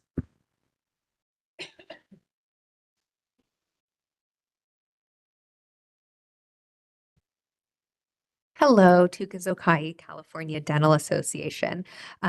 And thank you for reading through all of the bill positions. It's really been a joy for CDA to be involved, especially with AB 873, with us working collaboratively to move forward the utmost dental safety for consumers and for providers.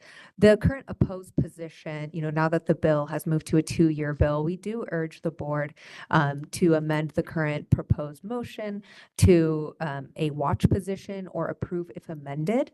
The key piece is since the May Dental Board of California meeting, there was a support position for the language of a 90-day period to complete the 8-hour infection control course. We are looking at amending the language to a 60-day window to completing to make it a 60-day window for an 8-hour, 60 days.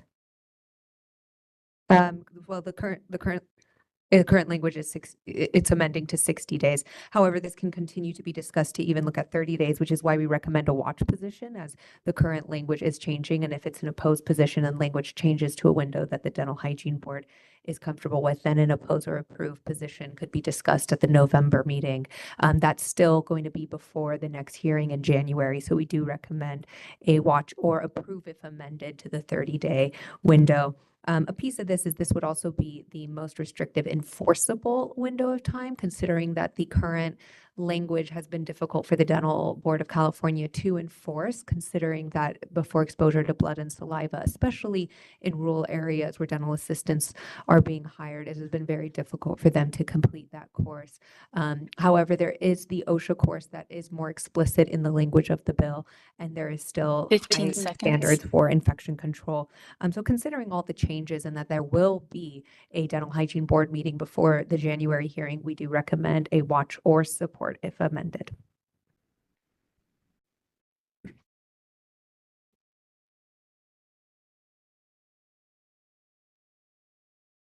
Thank you. DCA moderator, would you please facilitate any WebEx comments? Thank you, Mr. Chair. If any member of the public would like to comment on agenda item 5, please raise your hand by clicking on the hand next to your name, or if you've called in, pressing *3. We are displaying instructions and will give you a moment.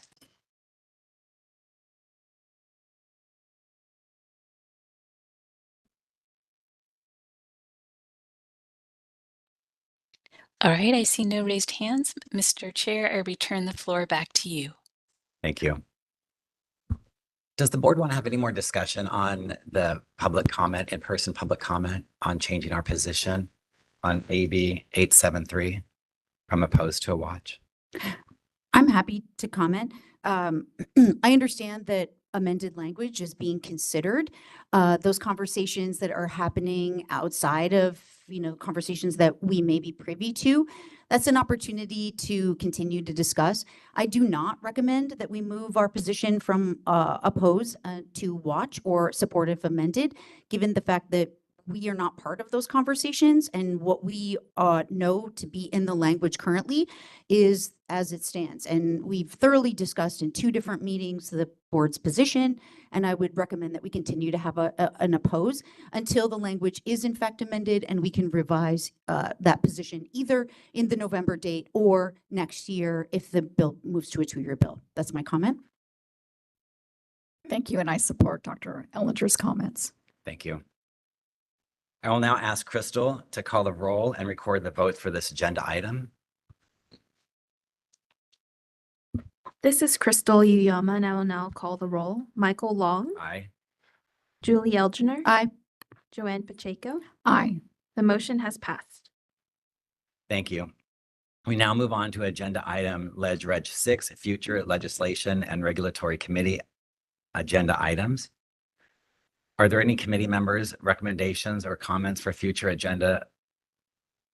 legislation or regulation committee agenda items? No, seeing none. Are there any in-person public comments? Seeing none. DCA moderator, would you please facilitate the WebEx public comment? Thank you, Mr. Chair. If any member of the public would like to suggest a future agenda item, please raise your hand by clicking on the hand next to your name, or if you've called in, pressing *3. We'll give you a moment.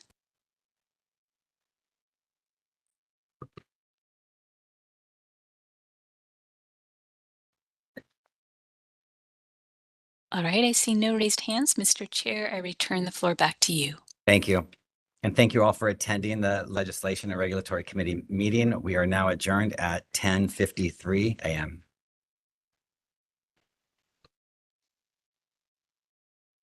Okay, this is President Pacheco, and at this time, we will reconvene to the full board meeting and ask the committee members, the board members, to take their seats.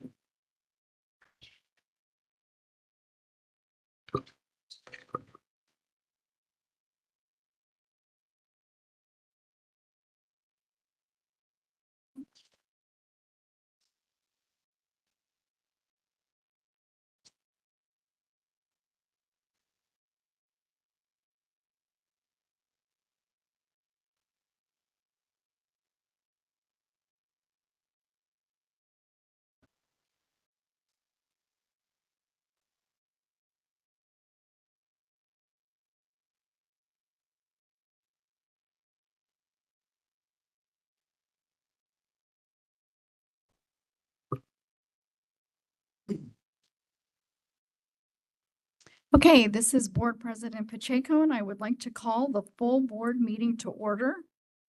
The time is 10:56 a.m. And I would ask Board Secretary Lolly Agarwal to please call the roll. This is Lolly Agarwal, and I will now call the roll. Julie Algener. Present. Sonia Hansen. Present. Sherman King. Present. Michael Long. Present. Justin Matthews. Present. Joanne Pacheco. Present. Sri Devi Panala. Present. Lolly Agarwal. Present. A quorum has been established.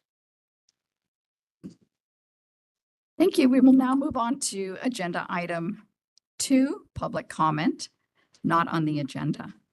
The board may not discuss or act on any matter raised during the public comment section that is not included on this agenda, except whether to decide to place the matter on the agenda of a future meeting based on Government Code Section 11125 and 11125.7 a.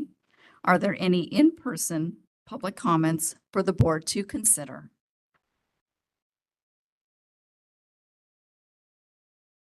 Seeing none, are there any WebEx public comments? DCA moderator, would you please facilitate the hand raise feature for public comment? Thank you, Madam President. If any member of the public would like to comment on items not on the agenda, please raise your hand by clicking on the hand next to your name, or if you've called in, pressing *3. We are displaying instructions and we'll give you a moment.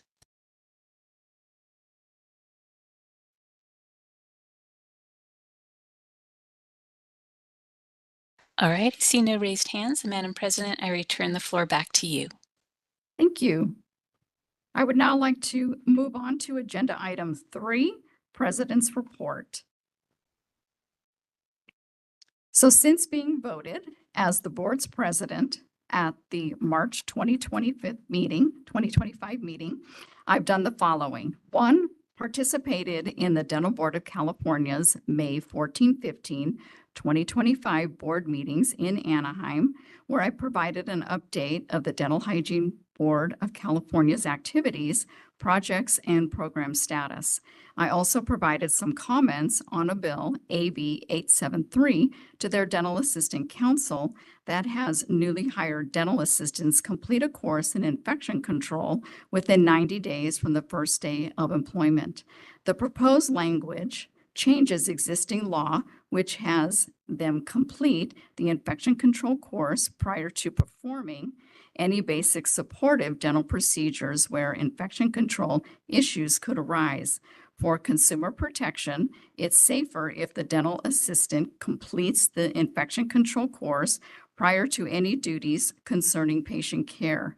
The bill is still active and has been since being amended to 60 days for the infection control course, which is still a long time to be working with patients and have not had the infection control knowledge necessary to safely be in a dental environment. It was also good to see some familiar faces at the meeting since I just left their board at the end of 2024. Number 2, I oversaw and participated in the board's additional meeting on Tuesday, May 27, 2025, where we acted on board business in the legislative and regulatory areas and voted to change the November 2025 meeting date to Friday and Saturday, November 7th and 8th, 2025, due to several board members having conflicting schedules with the original meeting dates the following week. Number 3, I participated in the first Dental Hygiene Educational Program Penalty Rubric Task Force, where we initiated the task force goals and outlined general areas of concern and plan to move into more specific areas during upcoming subsequent task force meetings. The task force anticipates several future meetings due to the size and scope of this project. The next meeting is scheduled for Tuesday, July 22nd, 2025. And number 4, Executive Officer Lum and myself have met at least twice a month for the past couple of months and communicate frequently for updates on board issues to keep me aware of them or any items that need my immediate attention.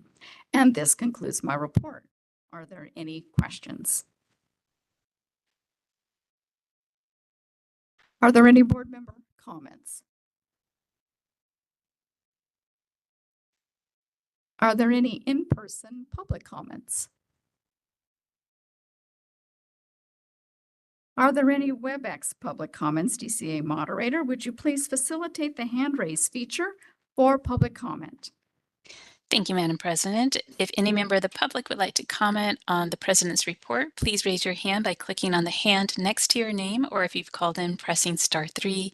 We are displaying instructions and we'll give you a moment.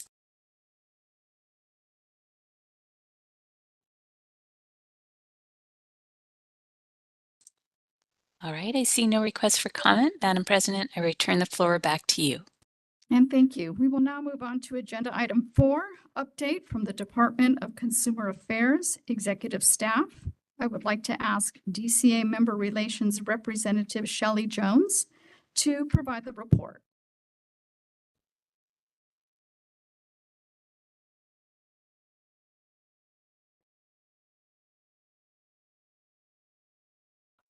Good morning. Good morning. It's on now.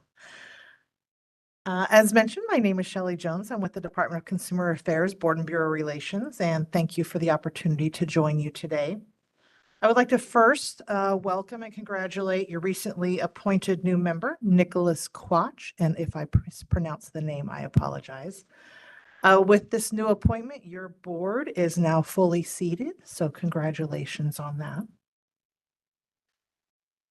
Just a few topics I was going to cover with you today. In January, Governor Newsom released his proposed 2025-26 state budget, which included a proposal to split DCA's oversight agency, the Business Consumer Services and Housing Agency, into 2 separate state agencies. They would be known as the California Housing and Homelessness Agency and the Business and Consumer Services Agency.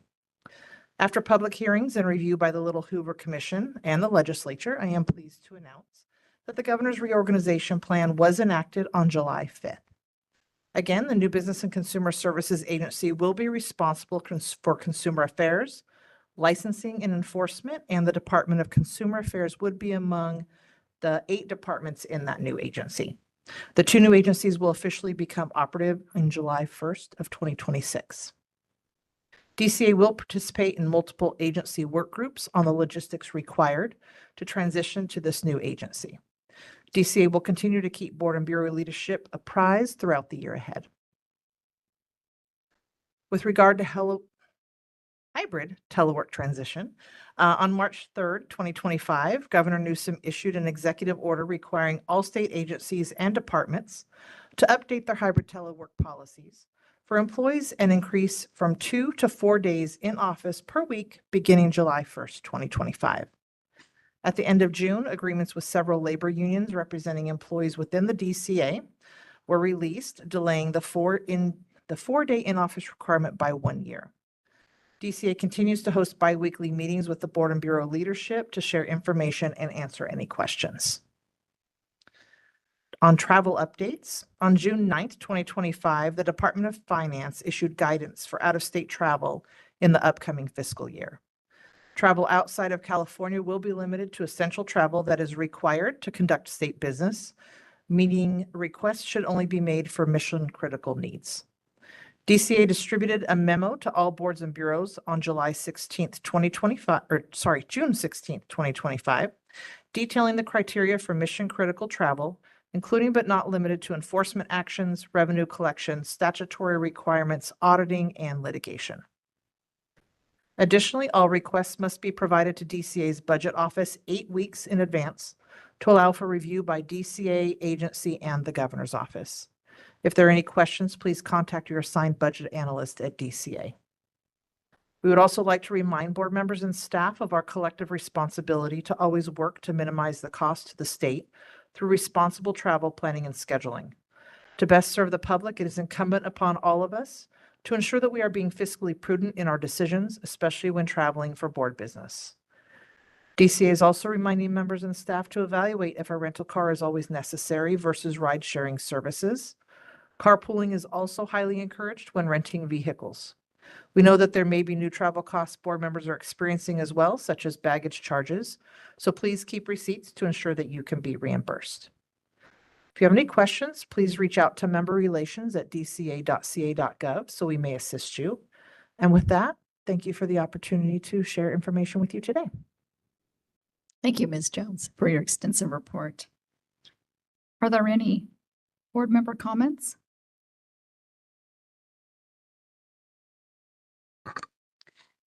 Hi, Shelley. This is Julie Elginer, and I wanted to let you know that I attended the new board member training last month. It was extremely thorough, very well done. The first time that I was a gubernatorial appointee over 10 years ago, this training either did not exist, or if it was much different. And so I want to say that it was really very thorough. And congratulations to the DCA team and the leadership team that did put that on. I do want to make a comment that I understand that this is a statutory requirement that people attend, but to the extent possible, I'm wondering if the board relations team might consider modifying the training for people who have already been appointed or been reappointed. And perhaps there could be a training track for individuals who have already understand what's just kind of the entire set of responsibilities. I think it was perfect for someone that has never been appointed, but I do think that there's an opportunity for a separate track for those individuals that have either been reappointed or are able to demonstrate a specific set of expertise and guidance coming into it. A 7 or 8 hour training is a huge time commitment in the middle of the week, and especially if a considerable amount of it was review information. So that's my comment, to just ask for consideration. Understood. And yes, I will take that back and we'll take that into consideration. I will say that we have heard that request before, at least once that I'm aware of. And one of the things that we note with the training is that having the expertise and experience of seasoned board members present in that training to share feedback and experiences with new incoming members has proven to be very valuable. But I do hear you, and I will take that back to our executive team for consideration and discussion. Thank you. You're welcome. I also want to say, if that is being considered, I'm happy to be a resource. I'm not just putting this on on DCA to say, figure it out. I'm happy to be part of any kind of working group that could offer, some suggestions as to how this could potentially be modified. So Okay. I want to offer that as a resource. Thank you very much. Any other board member comments? And Mr. Lum has a comment. Anthony Lum, Executive Officer.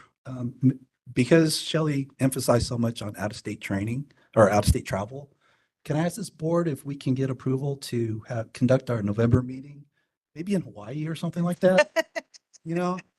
Can I come to that one Just too? a little warmer than these four walls, just a thought.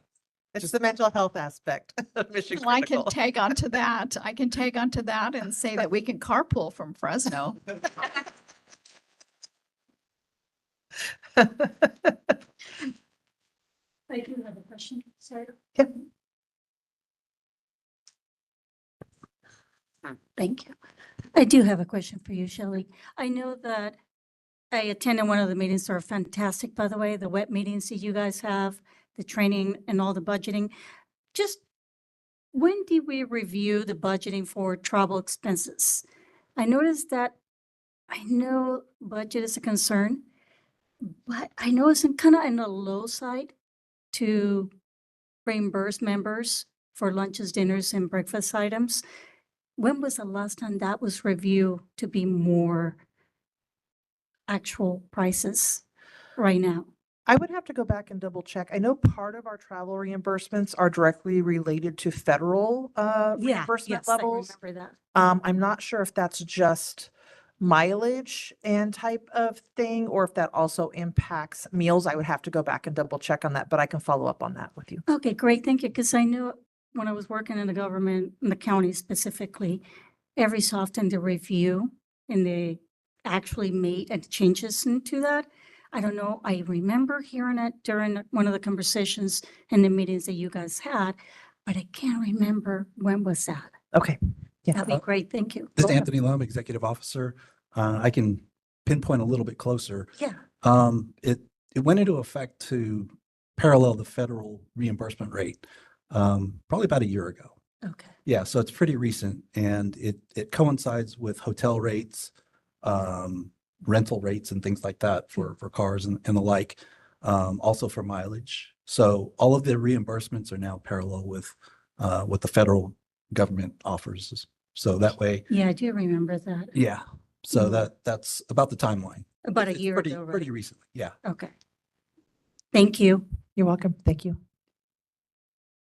Any other board member comments? They're all awake now. They're fully engaged. They got the coffee. I think it was the Hawaii comment. No, that's gotta go. I'm on for that. Seeing none, are there any public comments?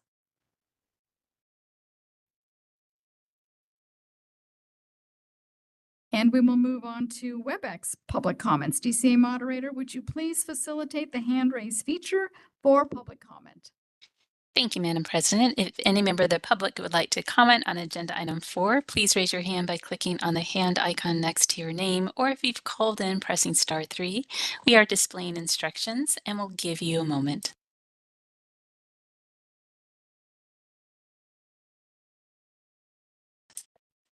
All right, I see no requests for comment. Madam President, I return the floor back to you.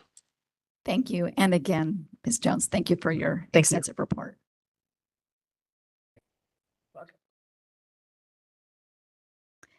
We will now move on to agenda item 5, update from the Dental Board of California.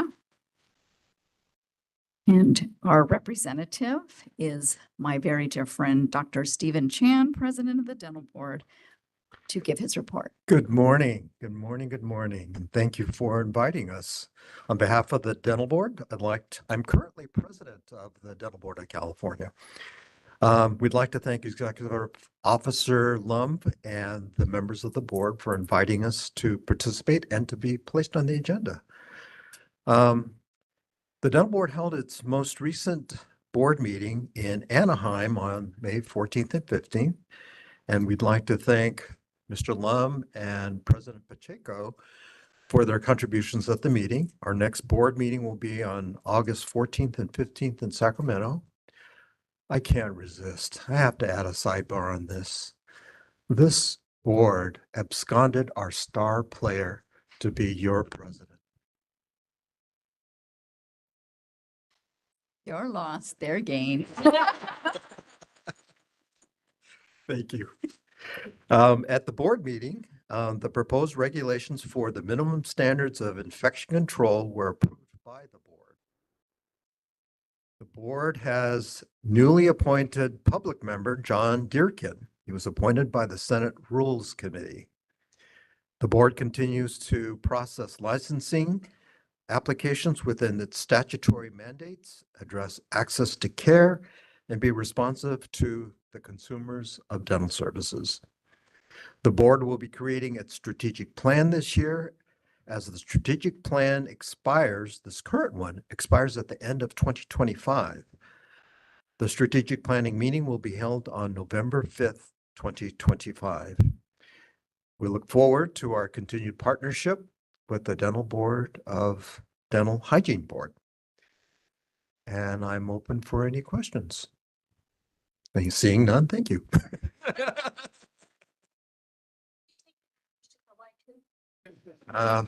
One paddle, two paddle. Are there any other board member comments for Dr. Chan? Hi, this is Dr. Julie Elginer. Thank you for being here. I do have a quick question. As part of the strategic planning meeting that I believe you mentioned is on November 5th of 2025, is there an opportunity for someone from the Dental Hygiene Board to participate in that planning meeting? And if so, are there any plans to do so? In the gathering of data so far, this is a relatively new experience for me.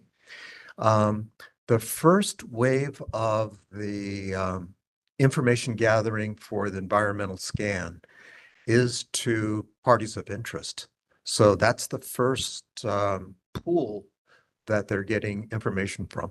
In terms of attending the strategic planning meeting, I believe it's still publicly noticed. So I don't know about comments on that. We'd have to get back to you on that. Thank you.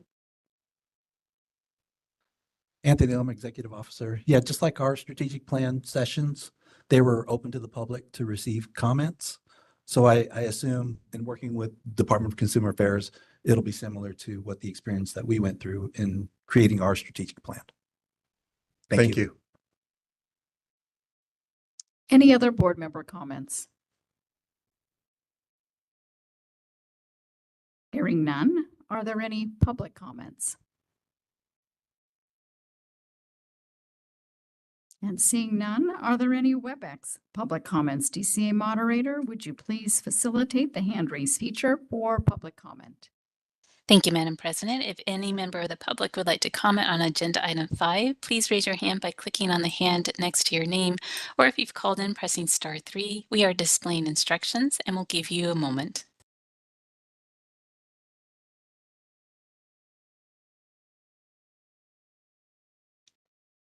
All right, I see no raised hands. Madam President, I return the floor back to you. Thank you. And Dr. Chan, thank you again. Thank you for inviting us. Thank you. Thank you, Dr. Chan.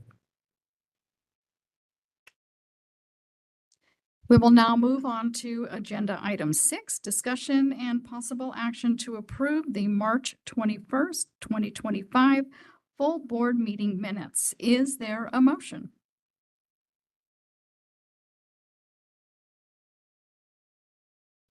Long. I move to approve the March 21st, 2025 full board meeting minutes. And is there a second? This is Sherman King. I second the motion.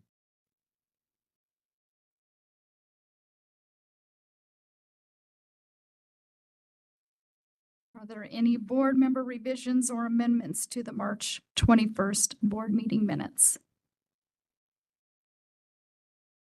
Hearing none? I have one. Yes. It's just a small one, but on agenda item 22, we should change education to state legislative and regulatory committee. That's all. Good catch. Thank you. Is there any board member discussion?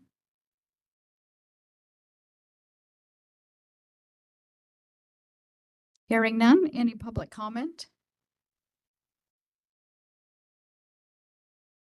Seeing none, are there any WebEx public comments? DCA moderator, would you please facilitate the hand raise feature for public comment? Thank you, Madam President. If any member of the public would like to comment on agenda item 6, please raise your hand by pressing *3 if you've called in, or if you're logged into the meeting, clicking on the hand icon next to your name. We'll give you a moment.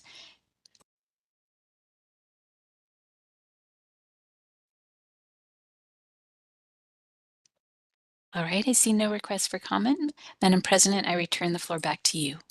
Thank you. Will Board Secretary Lolly Agarwal please call the roll and record the votes for this agenda item? This is Lolly Agarwal, and I will now call the roll. Dr. Algener. Aye. Pat Hansen. Aye. Sherman King. Aye. Michael Long. Aye. Dr. Matthews. Aye. Joanne Pacheco. Aye. Dr. Pinalla. Aye. Lolly Agarwal. Aye. This motion has passed. Thank you. President Pacheco, Yes. was that approval with the amendment that Crystal provided? Thank you. I was going to ask about that as well. So the motion would include the correction for item number 22. Yes, yes. I accept that amendment. Thank you. We'll now move on to agenda item 7, discussion and possible action to approve the March 22, 2025 full board meeting minutes. Is there a motion? Please identify yourself and then make the motion. This is Member Long again. I move to approve the March 22, 2025 full board meeting minutes. Thank This is you. Member Matthews, I second. Are there any board member revisions or amendments to the March 22nd, 2025 full board meeting minutes? Again, there's another change to be made for, I didn't write down the agenda item, but I think it was, I forget where. Give me 1 second to find it. Sure.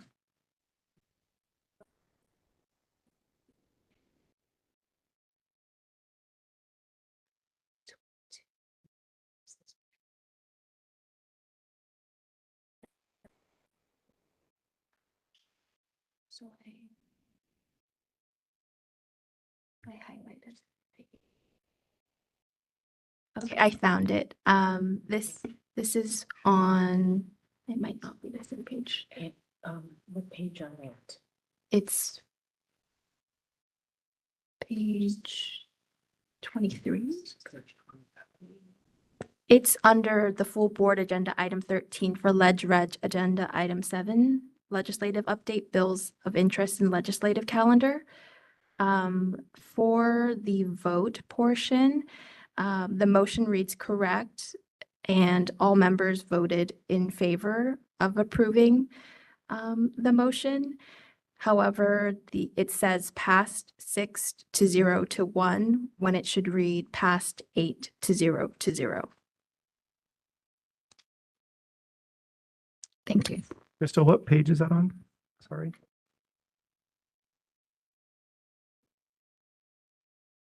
One second. It was number 13. Mm-hmm. Yeah. 437? I believe it's on page 437. Is that correct?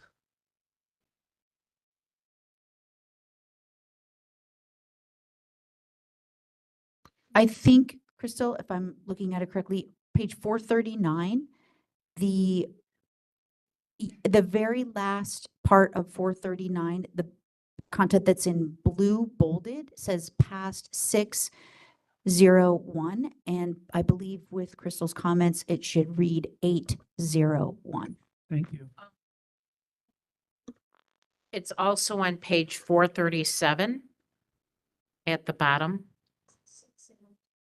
Correct.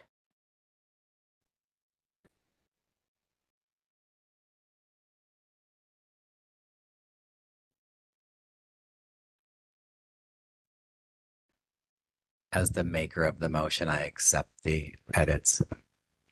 Thank you. Are there any other board member comments?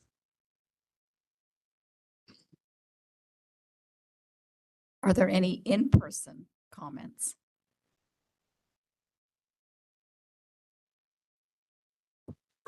Susan McLaren, the California Dental Hygienists Association. I have a question regarding on page 427. My question is the public to know what happens with any suggestion that a board member makes? I'm commenting on Member Elginer's suggestion that the board work with possibly the chiropractic board and their executive officer that might be helpful and provide resources when discussing some issues around scope of practice. Is there any follow-up on suggestions that are made by the board?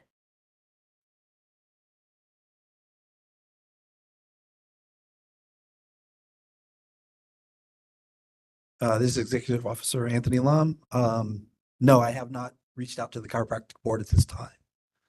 But that would be the appropriate, I mean, is that the procedure? It could be an option for us, yes.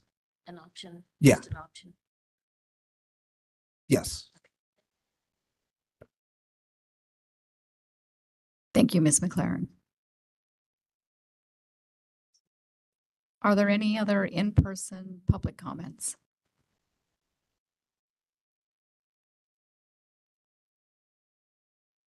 Are there any WebEx public comments? DCA moderator, would you please facilitate the hand raise feature for public comment? Thank you, Madam President. If any member of the public would like to comment on agenda item 7, please raise your hand by clicking on the hand icon next to your name, or if you've called in, pressing *3. We are displaying instructions and we'll give you a moment.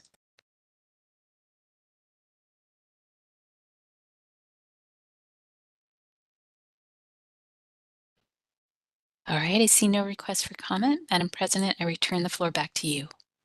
Thank you. Will Board Secretary Lolly Agarwal please call the roll and record the votes for this agenda item? This is Lolly Agarwal, and I will now call the roll. Dr. Algener? Aye. Sonia Hansen? Aye. Sherman King? Aye. Michael Long? Aye. Dr. Matthews? Aye. Joanne Pacheco? Aye. Dr. Pinala? Aye. Lolly Agarwal? Aye. This motion has passed. Thank you. We'll now move on to agenda item 8, discussion of possible action to approve the May 27, 2025 full board teleconference minutes. Is there a motion? Please identify yourself and then make a motion. This is Julie Elginer, and I move to approve the May 27th, 2025 full board teleconference minutes. Thank you, Dr. Elginer. Is there a second? This is Shri Punala. I second. Thank you, Doctor. Are there any board revisions or amendments to the March 22nd, 2025 full board meeting minutes? Yes. So there are 2 small changes to be made on the cover sheet. It says Friday at the top instead of it being Tuesday. And then in the attendance of staff, Albert Law is mentioned, and he was not at the meeting. Okay, Dr. Elginer, do you accept the revisions? I accept those revisions. Thank you. Any other board member discussion? Is there any in-person public comments?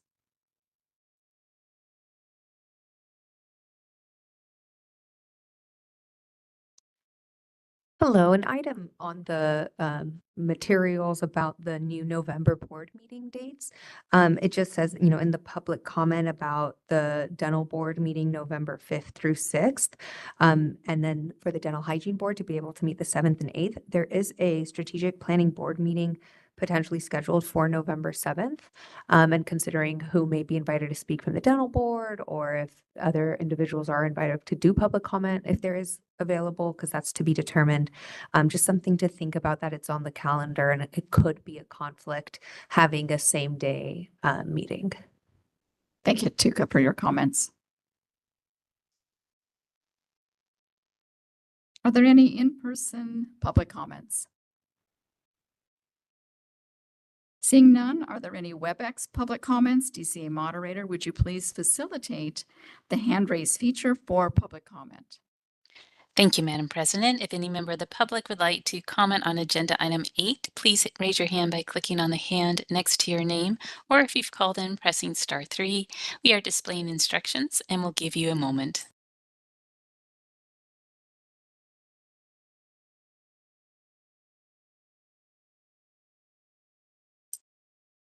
All right, I see no raised hands. Madam President, I return the floor back to you. Thank you. Will Board Secretary Lolly Agarwal please call the roll and record the votes for this agenda item? This is Lolly Agarwal, and I will now call the roll. Dr. Algener? Aye. Pat Hansen? Aye. Sherman King? Abstain. Michael Long? Abstain. Dr. Matthews? Aye. Joanne Pacheco? Aye. Dr. Pinala? Aye. Lolly Agarwal? Aye. This motion has passed. Thank you. We will now move on to agenda item 9, the executive officer's report, informational only. I would like to ask the board's executive officer, Anthony Lum, to present this agenda item. Thank you, President Pacheco. Good morning. I'm Anthony Lum, Executive Officer of the Dental Hygiene Board, and I'm here to present my report. The first aspect I want to talk about is our personnel update. As you may be aware, as indicated by Shelley from DCA, State workers were supposed to return to the office 4 days per week as of July 1st. However, the governor's administration and multiple bargaining units came to the agreements at the 11th hour where the return to office order is postponed for a year to be enacted as of July 1st, 2026, unless amended. Our staff is already in the office 3 days per week for coverage, so an extra day really didn't have a huge impact on us. In regards to the board's actual staffing, we currently have 4 vacant positions and 2 staff working modified half-time schedules, which equals a 36% reduction in workforce. In addition to losing 1 full-time position enacted in this year's budget from the staff reduction drill completed last year. So I'm very short-staffed now, and we'll be working to fill the position soon. Sooner the better, I hope. Excuse me. Both Albert Law, the Assistant Executive Officer, and our Special Investigator, Paul Corbin, left for promotions to the Dental Board in May. Darn Dental Board.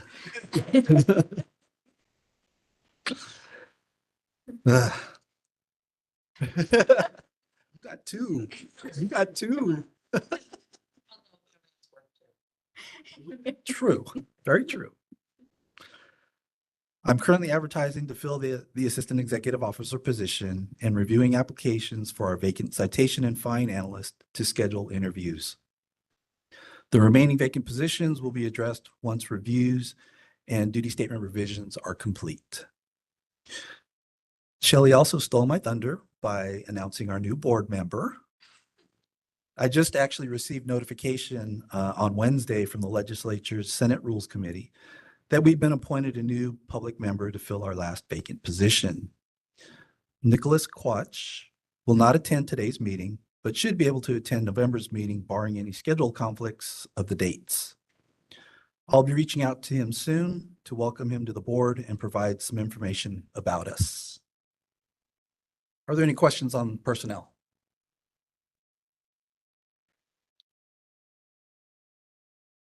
Okay, seeing none, I'll move on to our lovely monetary aspect. In regards to our budget, now that we have a newly approved state budget, our funds are fully replenished and the balance is roughly $3 million for fiscal year 2025 to 2026. The reports and the meeting materials that I'll be referring to encompass the latest versions from the end of the last fiscal year through month 11, which is May of 2025. As the final budget reports for the prior year haven't been released yet, these are the latest numbers that I have. The latest budget expenditure projection, revenue, and fund condition reports are in today's meeting materials on pages 457 to 465 for your review. These reports show totals from fiscal month 11, like I said, which are expenses captured through the end of May of 2025. Please remember that this report is point in time from the end of May, and additional charges will be incurred from fiscal month 12, but we have the funds to cover those expenses. The expenditure report is on pages 457 to 459. It shows we spent approximately 77% or $2.3 million of our $2.9 million budget at that time, and we continue to be selective and efficient with our spending. On pages 460 to 462 is our expenditure projection report for anticipated expenses through the end of the year. It's projected that we'll have roughly 10.4% or $294,000 of our budget remaining at the end of the year. It may be a bit higher since once finalized due to some salary savings from the staff positions that were recently vacated. So that may give us some additional funding at the end. The next report is our revenue report, which is on page 463 to 464 and shows the amount of revenue the board has received through FM11, which is $3.4 million at that time. This total indicates we're on track to receive the anticipated amount of revenue by year end, which was anticipated to be $3.5 million. On page 465 is our fund condition report, which is our quote savings account by fiscal year. This shows the amount of dollars available in the fund to show the fiscal health of our program. The fund continues to be in good standing moving forward with approximately 4.6 million in the fund this year. Are there any questions on the budget report? I saw you look to me immediately. I do. This is Julie Elginer. I do have a couple of questions and comments. The first is I really want to commend you and the team for your overall encumbrance is very minimal relative to your overall budget. And as a percentage, we're talking about a 2.3% of the encumbrance of the overall budget. That's remarkable, honestly, in the single digits. So I do want to say that. I also am going to make note of the fact that we do have 18.3 months in reserve. I realize that that's only through month 11, but I do want to make mention of that too. That being said, I do have a couple of questions because it wouldn't be me without having those questions. So I want to just refer to a couple of categories. One is an expense line item, and this is on page 458. The expense category is CP services internal. So CP services internal, again, on 458. And specifically, the Attorney General expenses are 3 times what were budgeted. So we're looking at a deficit of $121,000 for that specific line item. I'm hoping you can provide some clarity on that. And then I do have another comment or question as well. Yeah, the Attorney General line item is budgeted a certain amount. And normally each year, it's let me backtrack one step. It takes a while to get our budgeted amounts recalculated because the formulation that's used in the budget documents to calculate how much we'll spend is done, I believe it's like a 2-year forward kind of thing. The AG line item is usually indicated for less than what we actually spend because it fluctuates from year to year, depending on how much, as far as the enforcement cases are concerned. But there's always a contingency factor of twofold. One is whenever we have enforcement cases, there's always additional monies that can be allotted to that line item.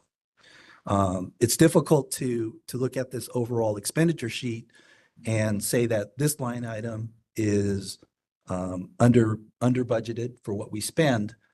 But the line items that in other categories that we don't spend anything are usually redirected to cover that expense. We are allotted that freedom to do that.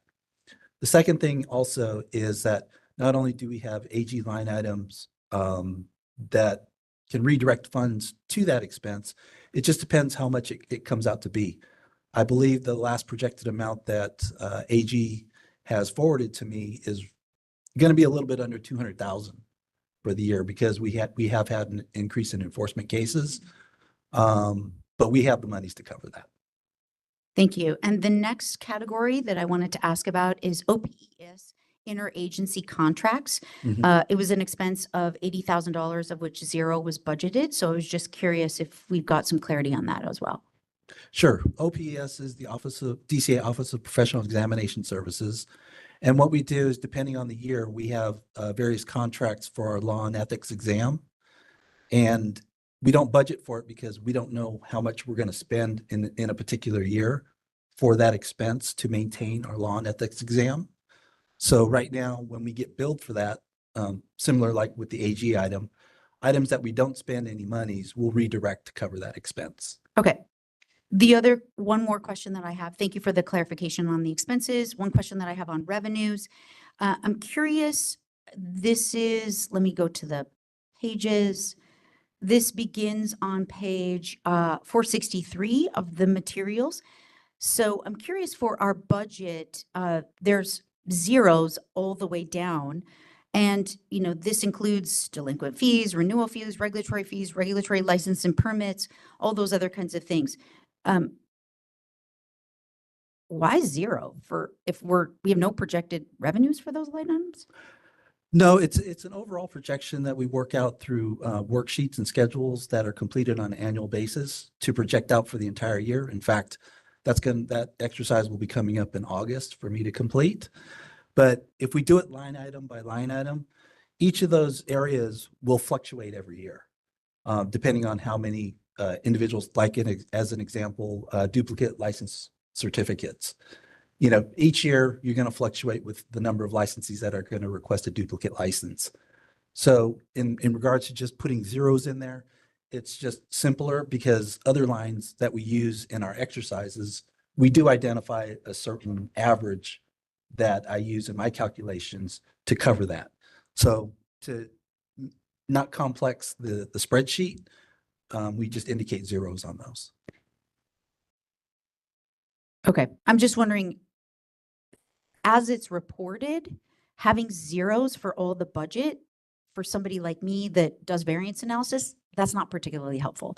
So, Well, because normally when you say what's the budget for that line item, it's usually pertaining to incomes, and it's hard to predict in that sense. but we have to have some sort of model of what our projected revenues are through month 11 to be able to draw from. Even if this was a worksheet that we could draw from, you know, have automatically pulling from another source, just to be able to have that line item, have something in there. I will research that and get back to you. I mean, because if normally when it's budgeted, it pertains to expenditures. The budgeted amount, like I said, in our worksheets, has a full calculation of what our anticipated revenue will be and why that particular column is there. I'll inquire with the powers that be in the DCA budget office to get some answers for you. That would be helpful. Thank you so much. Sure. Are there any other, you're continuing? Yes. Okay. Are there any other questions on the budget? We're good. Okay, I'll move on to administration.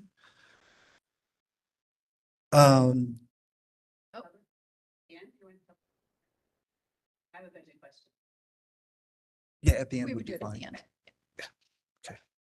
So moving on to administration, I just wanted to inform the board. I participated in the Department of Consumer Affairs March and June 2025 leadership and DCA directors quarterly meetings where current issues affecting programs were discussed. It's a great opportunity for the boards and bureaus under DCA to directly communicate with the department and agency executive teams and obtain the latest information and updates. I attended the Dental Board's May 14th to 15th, 2025 board meetings in Anaheim with President Pacheco, where we provided an update report on the Dental Hygiene Board's activities. We also provided comment on the Dental Assistant Bill, AB 873, that was previously mentioned, that has a DA complete an infection control course within 90 days of the initial employment, as opposed to the current law that has them complete this course prior to assisting with any dental services where infection control could be compromised. It has since been amended to 60 days after hiring, but still could be viewed as a consumer protection risk. We submitted an opposition position to this bill to the legislature. I continued to reach out to several legislators to see if we could insert our proposed statutory language that was previously approved by this board into one of their existing bills, but was turned down and asked to contact them later for a possible future bill. I was able to have a couple of our issues inserted into the annual omnibus bill, which is SB 861. The ones that were able to be put in there are removal of the language pertaining to having the dental board review dental hygiene scope of practice issues as cleanup language. And the second one is the separation of the application and initial licensure fees from one combined fee to two separate fees without an increase in the amount for clarity. Other proposed language was denied due to their substantive nature. As a result of multiple inquiries received through calls and emails, I've decided the next newsletter topics should primarily focus on reminders of required processes like license renewal and its requirements, applicant reminders, and references both applicants and licensees can use during their quest to obtain and maintain their California dental hygiene license. I believe this next newsletter will be a good resource for them to use as an ongoing resource. My report's longer than usual today, just FYI. The newsletter has been delayed due to many issues, but it is my priority to get a draft completed soon. It was requested of me to provide an update on one of the new strategic plan goals recently established to update and modernize the board member procedural manual. This goal to update the manual is on my higher priority list, and the board may need to create a committee to address it. Because staff really doesn't know what modifications need to be done. So I think that's the best avenue to address this issue. So that way we have some input to update the manual. This goal to update the manual is, I already said that one, sorry. So if a member would like to add this for a future agenda item, that would be appreciated. So staff can work on specific ideas the members want to add to the manual and bring a draft back for review. Many priorities have risen for me to address over the past few months, including the previously reported staff exodus and resulting shortage, fiscal year end activities, attempts to arrange our proposed legislative language in a bill, several departmental exercises, and to conduct an additional board meeting, to name a few. Please remember that these numerous strategic plan goals are anticipated to be completed over several years and not within a few months or a year. The plan was adopted at the November 2024 meeting, which is only 8 months ago. What I can report is a summary of the issues staff have addressed contained in the strategic plan.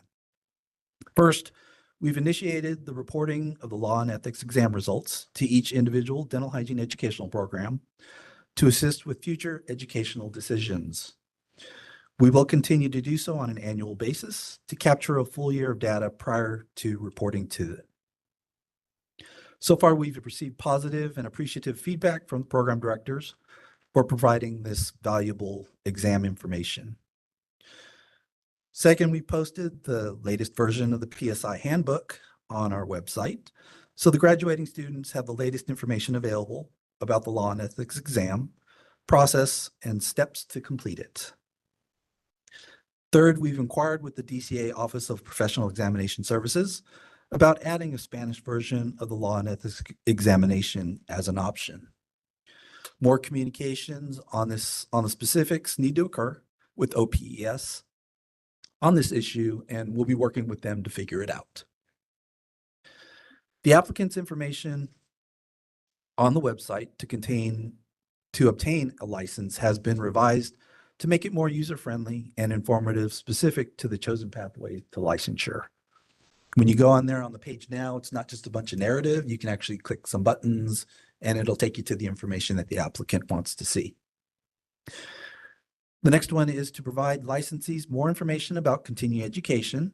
Staff have created a CE information guide to be posted on our website within the next couple of weeks. It includes the following: links to the laws and regulations pertaining to CE so licensees are informed. It also has how to research and verify approved CE providers with step-by-step snapshots, visuals of the computer system. It'll also have the number of board required CE hours and courses to renew dental hygiene licenses. An FAQ section will be included containing the most frequently asked questions received by licensing staff. Other information about CE audits, CE exemptions, and CE requirements for first-time renewals will also be posted on there. Of course, as most people should know, first-time renewals are exempt from any CE requirements.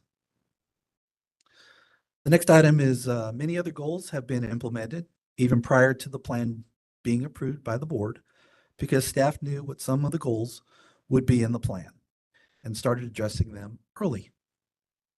Goals like cross-training staff, licensee and applicant education, increased outreach, and improving program efficiencies have all been initiated and are ongoing. In all, staff have completed up to 10 of the 27 identified strategic plan goals as stated in the current plan and will continue to work on them as time permits. I also participated in the board's May 27th, 2025 additional board meeting where board business was addressed. The primary agenda item was to reschedule the November 2025 board meeting due to several members having conflicts with the existing dates. The board voted to move the November meeting to Friday and Saturday, November 7th and 8th, instead of the following week. The board also reviewed and addressed current legislation, moving through the legislative process and provided new positions on two bills, which was SB 470, the Bagley-Keene teleconference provision, and SB 861, the omnibus bill, which was previously reported. It's a very busy time right now with this being our high season for applications due to all the new graduates, processing them, and the fact that we're temporarily severely understaffed. Any questions on administration? Well, that concludes my report. Are there any overall questions? Thank you. Are there any board member comments? This is Julie Elginer, and I wanted to really just start by saying a 36% reduction is jaw-dropping, and I commend the current team, the leadership team, and the existing staff. It's incredibly challenging to operate in any scenario where you are short-staffed, but over a third of the people that are temporarily unstaffed is phenomenal, given the requirements that are part of the ongoing operations, let alone the implementation of the strategic goals, and to have already accomplished 10 out of the 27 that were identified, especially given the 36% reduction. Enormous kudos to the staff.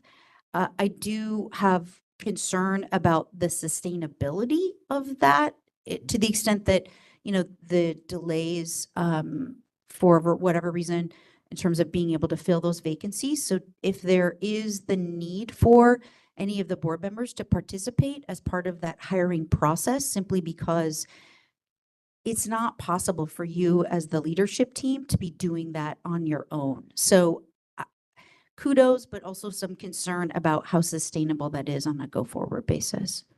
Thank you. Thank you. This is Anthony Lum, Executive Officer. Thank you for that comment. It's not just us. We put in the hiring process consists of me submitting the initial documents and application and everything, but we have a wonderful team over at DCA, the department in their HR unit that's been working closely with me as well. So we try and get those posted as quickly as possible once everything is set in stone. And like I said, couple of the duty statements need to be revised, but once that's done, then we can get those advertised and hopefully get the positions filled. It will take a little bit, and believe me, we've been through rougher situations. I mean, when I first started with this board, we had all of 4 people. So in the time that I've been here, we've tripled the size. So thank you though. Thank you for the comments. Dr. Panali.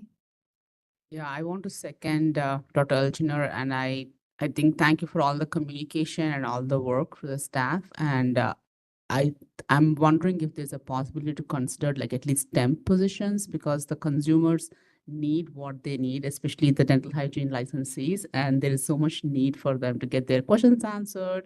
So it's good to keep resilience and but sustainability is a long-term plan. So considering how we can get support with temp positions, on-call positions, in whatever way possible to support the system. Thank you. This is Anthony Lum again. Yes, I'm taking all that into consideration because the unfortunate part is even with temp help, the hiring process is still the same. So it really doesn't shorten the timeline per se to get a temporary individual as opposed to refilling a full-time position. So my focus is to fill the individuals that will help us the most, which is the full-time position. Even a seasonal hire would be very helpful. But again, it's the same process. So, but thank you. Any other board member comments? I think the phrase is, it's a process. And I also want to just, let the board know that I give kudos to my staff as well. They have really, really stepped up actually over this past year to go above and beyond what their normal functions are. And I really, really appreciate them. We have a really good team. May I ask one quick question? I'm sorry. Is there an opportunity or is there a program within DCA to be able to recognize staff to nominate for whether it's you, your leadership team, whoever it may be, anyone that's going above and beyond?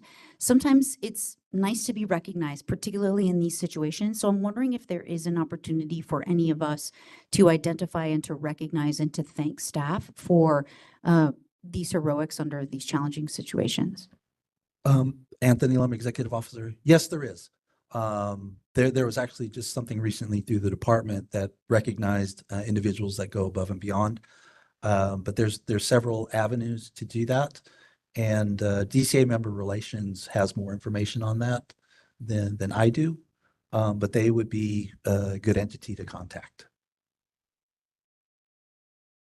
And I can disseminate that information if you would like. I was just going to say, I'm making a request that if you're able to pass that along to the board and identify anyone in particular that you think might be noteworthy that we should be aware of. We just don't have the day-to-day visibility to the additional responsibilities and those kinds of things, but I'm happy to lift up individuals that deserve recognition, including you.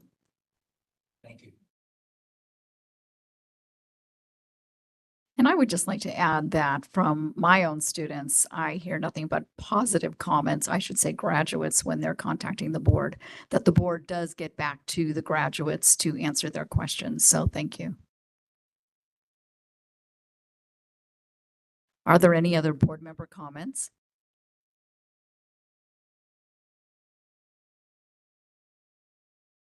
Seeing none, are there any public comments?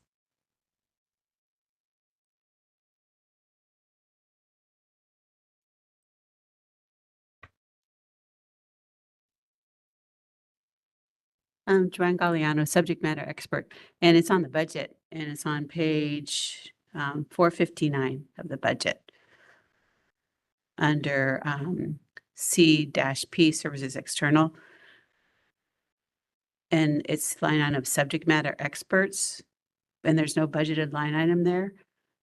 I know I am a subject matter expert and I know I've been getting paid. So I was just curious, is that something that's found somewhere else? I thought in the past there had been a budgeted amount of money for subject matter experts. So it was just a question. It's at the top of 459 under administrative. Anthony Lum, I'm just looking right now. Yeah. It's 53404200003 line item. Again, it's just a question. I know I personally have been paid as a subject matter expert, so.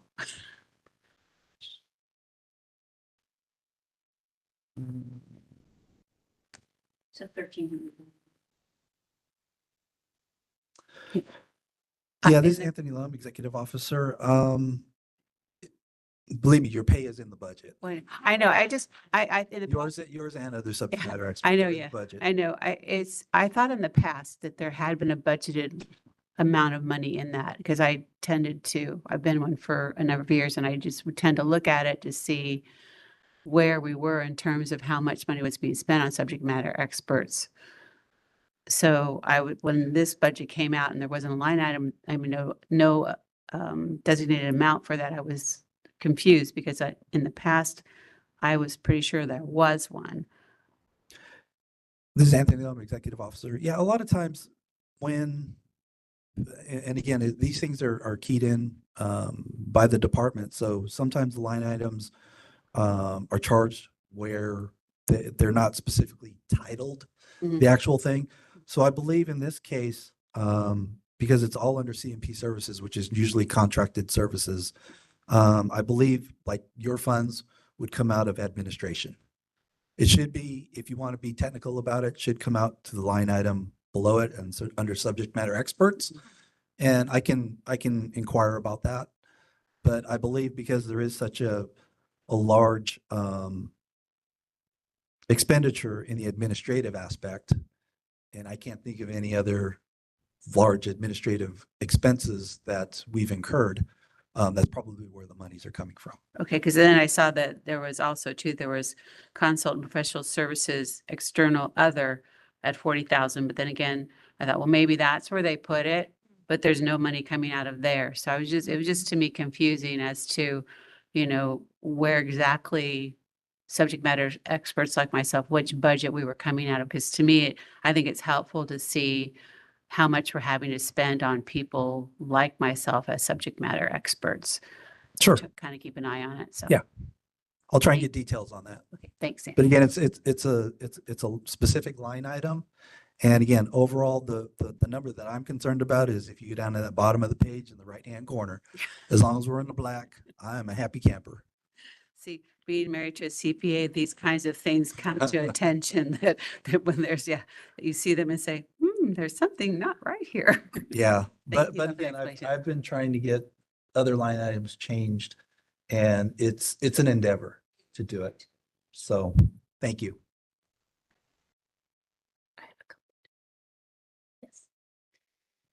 Hi, this is Pat Hansen. Anthony, I was looking into the same 460, page 460, where it says interpreters. Does that mean for court?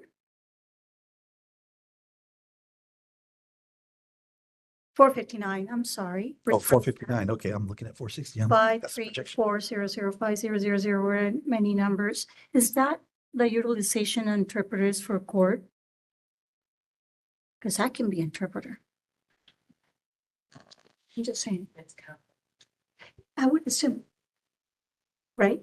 No, not me, but particular interpreters for court. I assume that that's what that is for. One thing that you have to remember, it could be, I'm not sure. Yeah. But one thing that you have to remember too is a lot of these categories are carried over from other programs that may use interpreters. So Might think it was something you use in court. yeah, well, we have a separate line item to pay court reporters, but as far as interpreters are concerned, I can't recall us ever needing to use one at this point in time. Okay, you're welcome. We digress to board member comments. Let's go back to public comments. Are there any additional public comments? No problem. Seeing none. Are there any WebEx public comments? DC moderator, would you please facilitate the hand raise feature for public comment? Thank you, Madam President. If any member of the public would like to comment on agenda item 9, please raise your hand by clicking on the hand icon next to your name. If you've called in, you would press *3. And I see we do have a raised hand already from Lisa Huitron. Forgive me, I'm sure I mispronounced that. So Lisa, if you see a prompt to unmute, go ahead and click on it.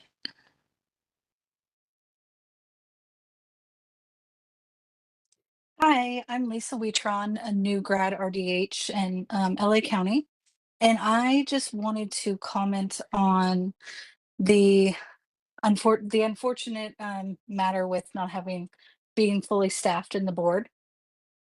I was going to mention before somebody else did about, is temporary staffing a possibility? Or the other thing is, do you guys ever offer internships for people who may be interested in doing that? I understand it's kind of the same thing along the lines, but just to get more people involved in understanding the process of being a board member, because I think a lot of people may be fearful to put themselves up for that, thinking that they do not hold credibility when they possibly do.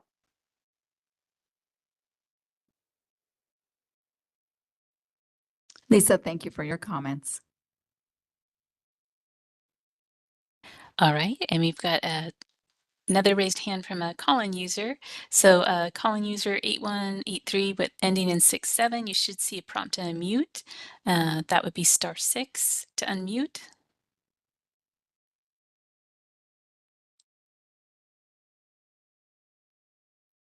All right, we'll try that one more time. So with the call-in user, there you go, you're unmuted. Yes.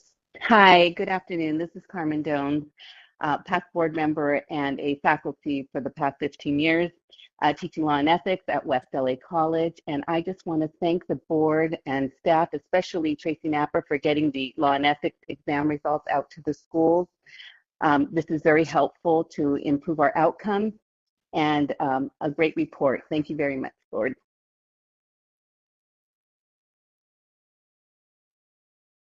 And thank you, Dr. Jones. It's great to hear your voice. All right, this is the moderator. I see no further raised hands. Madam President, I return the floor back to you.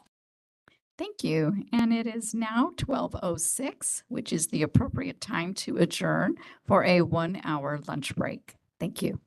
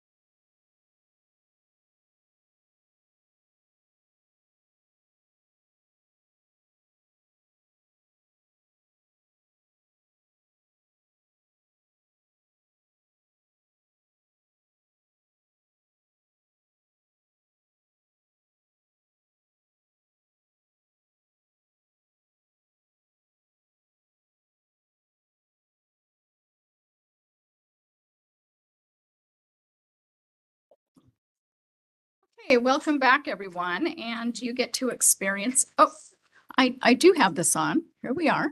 Now you can hear me. We are going to reconvene, and as previous president of the dental board, it was during COVID, and so I never got to hit the gavel. And so this is one of my bucket lists. Okay, so I was told that they hit it 3 times, so we are ready to reconvene. Thank you for that. That was fun. Okay, we will now move on to agenda item 10, discussion and possible action regarding California Code of Regulations, Title 16, Section 1005, minimum standards for infection control. And I would ask Executive Officer Anthony Lum to present this agenda item.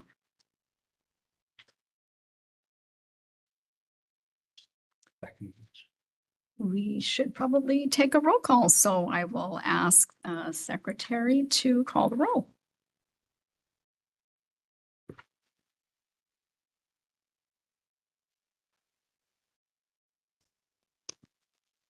This is Lolly Agarwal, and I'll now call the roll. Dr. Algener. Present. Sonia Hansen. Present. Sherman King. Present. Michael Long. Present. Dr. Matthews. Present. Joanne Pacheco. Present. Dr. Punala. Present. Agarwal, present. Motion has passed. Quorum has been established. Okay, thank you. And we will now turn it over to Executive Officer Anthony Lum. Thank you, President Pacheco. This next agenda item has been an ongoing issue and a collaborative effort between the Dental Hygiene Board and the Dental Board of California.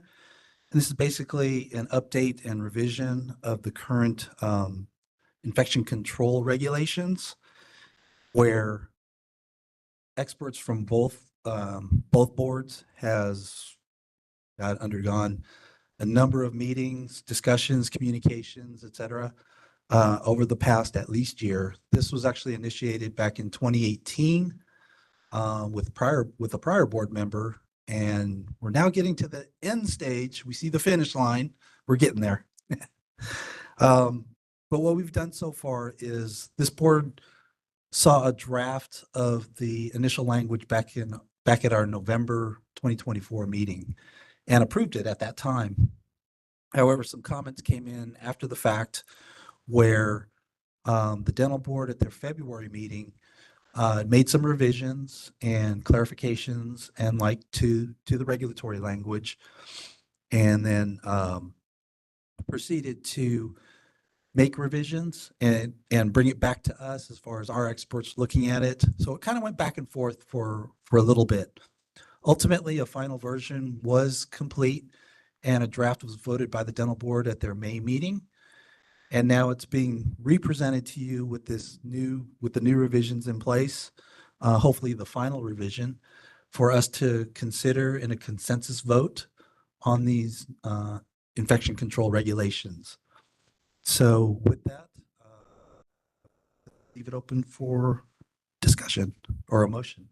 Executive Officer? Yes. In the addendum, so in the board meeting materials, starting on page 469, the changes struck through is highlighted in yellow. Anything new is underlined. And then in the addendum you were given, it's at your table, and the public member or the public had picked up copies of the addendum. There is a version, they're exactly the same, except the one in the addendum is not highlighted. That's the only difference. So I just wanted to bring that to your attention. Thank you.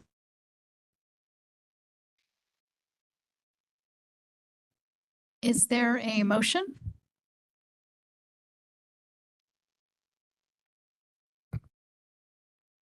This is Michael Long. I recommend for the board to approve the final draft of the proposed statutory language amendments for 16 CCR section 1005, minimum standards for infection control. Thank you. And is there a second? This is Shri Punala. I second. Is there any other board member discussion? I would just like to state that it was a great opportunity to be a part of the infection control work group. A lot of work has gone into this, and I'm really happy with the product that we're putting forward at this point. I agree.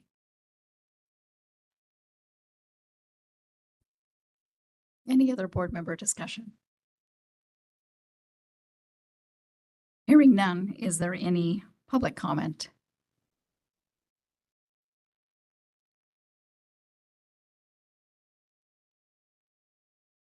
Hello, I'm Christy Bell. I'm the Interim Executive Officer for the Dental Board of California.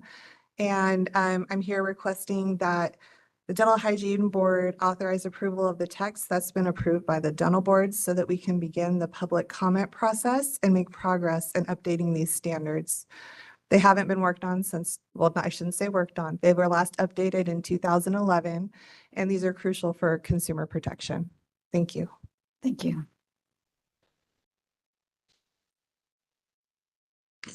Any other public comment? Seeing none, are there any WebEx public comments? DCA moderator, would you please facilitate the hand raise feature for public comment? Thank you, Madam President. If any member of the public would like to comment on agenda item 10, please raise your hand by clicking on the hand icon next to your name or at the bottom of your screen. And if you've called in, you may press *3 to raise your hand. I do see we have a raised hand already from Maureen Titus. Maureen, you should be able to unmute yourself.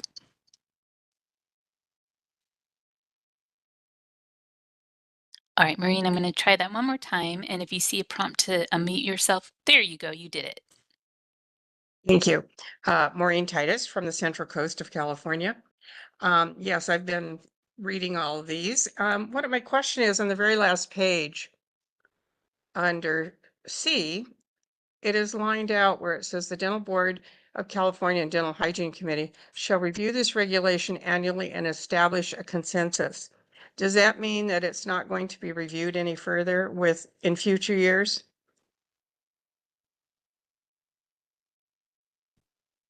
This is Anthony Lum, Executive Officer. Both boards will review these infection control regulations on an annual basis, but whether there's any act that needs to be done on them will be determined at that time.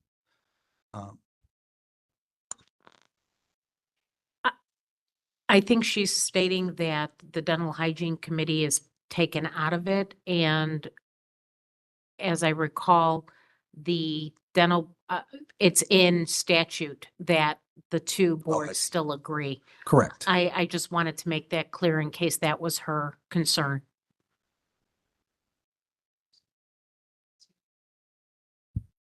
Yeah, it was old language, my understanding as well. So it still needs to go under a consensus vote from both boards, but that language is in statute. So the language that's stricken is duplicative. Thank you, Maureen, for your comment. Are there any other WebEx comments? And this is the moderator. I see no further requests for comments. So, Madam President, I return the floor back to you. Thank you. Will the board secretary, Lolly Agarwal, please call the roll and record the votes for this agenda item? This is Lolly Agarwal, and I would like to call the roll. Dr. Algener? Aye. Sonia Hansen? Abstain. Chairman King? Aye.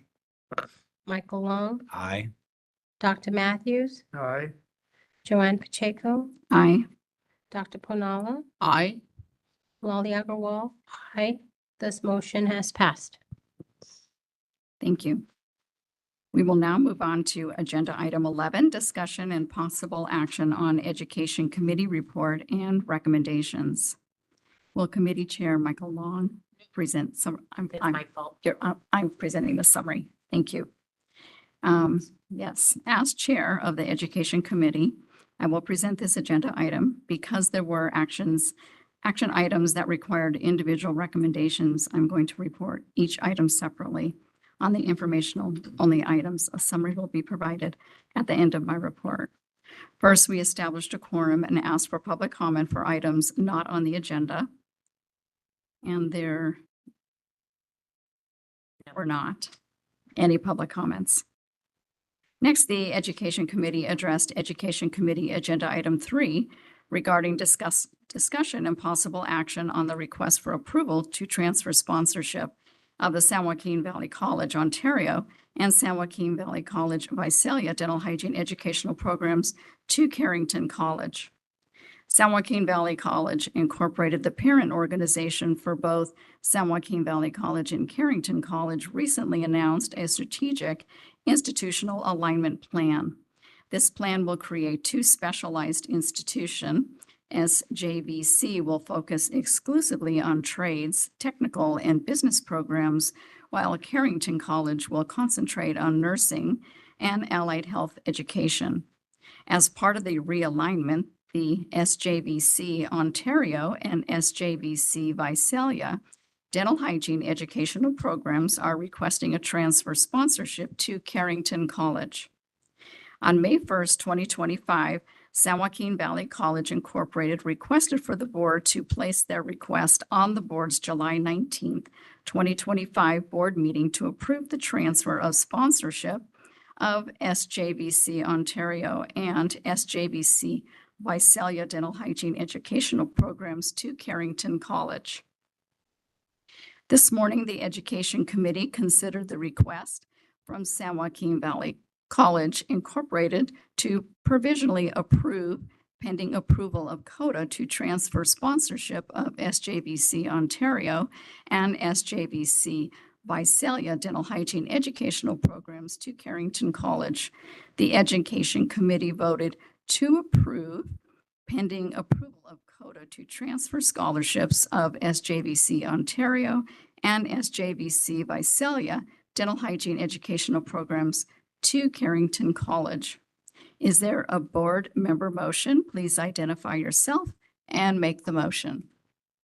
This is Julie Elginer. I move for the board to accept the Education Committee's recommendation to approve, pending approval of CODA, to transfer sponsorship of the SJVC Ontario and SJVC Visalia Dental Hygiene Educational Programs from SJVC to Carrington College. Thank you. And is there This is Michael Long, I second. Are there any board member discussions?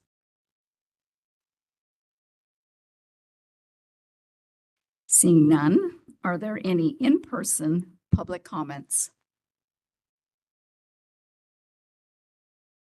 Seeing none, are there any WebEx public comments? DCA moderator, would you please facilitate the hand raise feature for public comment?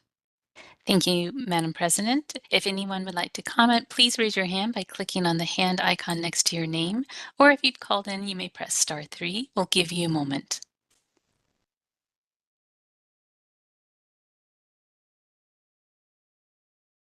All right, I see no requests for comment. Madam President, I return the floor back to you.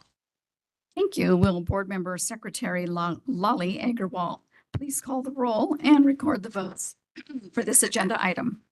This is Lolly Agarwal. Dr. Elginer. Aye. Sonia Hansen. Abstain. Sherman King. Aye. Michael Long. Aye. Dr. Matthews. Aye. Joanne Pacheco. Aye. Dr. Punala. Aye. Lolly Agarwal. Aye. The motion has passed. Thank you.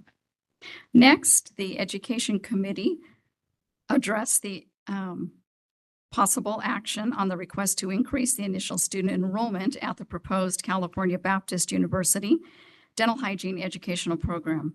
On June 4th, 2025, California Baptist University sent a request to increase the initial enrollment to 2 cohorts of 24 students each, with 1 cohort starting in the fall semester of 2028 and an additional cohort starting in the spring semester of 2029. The increase would result in a programmatic capacity of 96 students.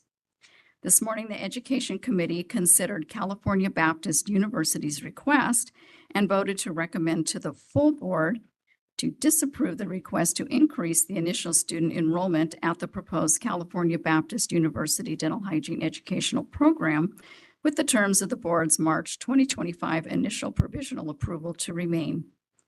Is there a board member motion? Please identify yourself and make the motion. This is Board Member Matthews. I move for the board to accept the Education Committee's recommendation to disapprove the request to increase the initial student enrollment at the proposed CBU Dental Hygiene Educational Program with the terms of the board's March 2025 initial provisional approval to remain. Thank you. And is there a second? Shri Punala, I second. Is there any board member discussion? This is Lolly Agarwal. I just wanted to ask Dr. Petty if she saw any disadvantage to them having two cohorts. So the documentation that they provided to the board was very thorough. They had plans which would, the scheduling would have been appropriate. I don't see, other than them not having a track record, everything looked good on paper, but as far as, you know, the final decision, that would be up to the board. But they did have everything covered appropriately, and they have the funding, and everything was in order otherwise. Okay, thank you. Dr. Petty, Yes, sir. when we consider a new dental hygiene program, I haven't been on a board member long enough to see a new program come through. Nor have I. Oh, maybe historically, maybe you know, or someone knows how do they determine how many cohorts, and what has the experience been? Have they started with 2, 4, 6? Any consideration there? So historically, there are, one program in particular was approved. It wasn't approved by this board. It was approved by the dental board. And they have this exact scheduling where they accept a cohort. Now, the problem with, there is a difference. The other program does not have a summer, whereas California Baptist University does have a summer intersession where there's no education. So that is a difference there.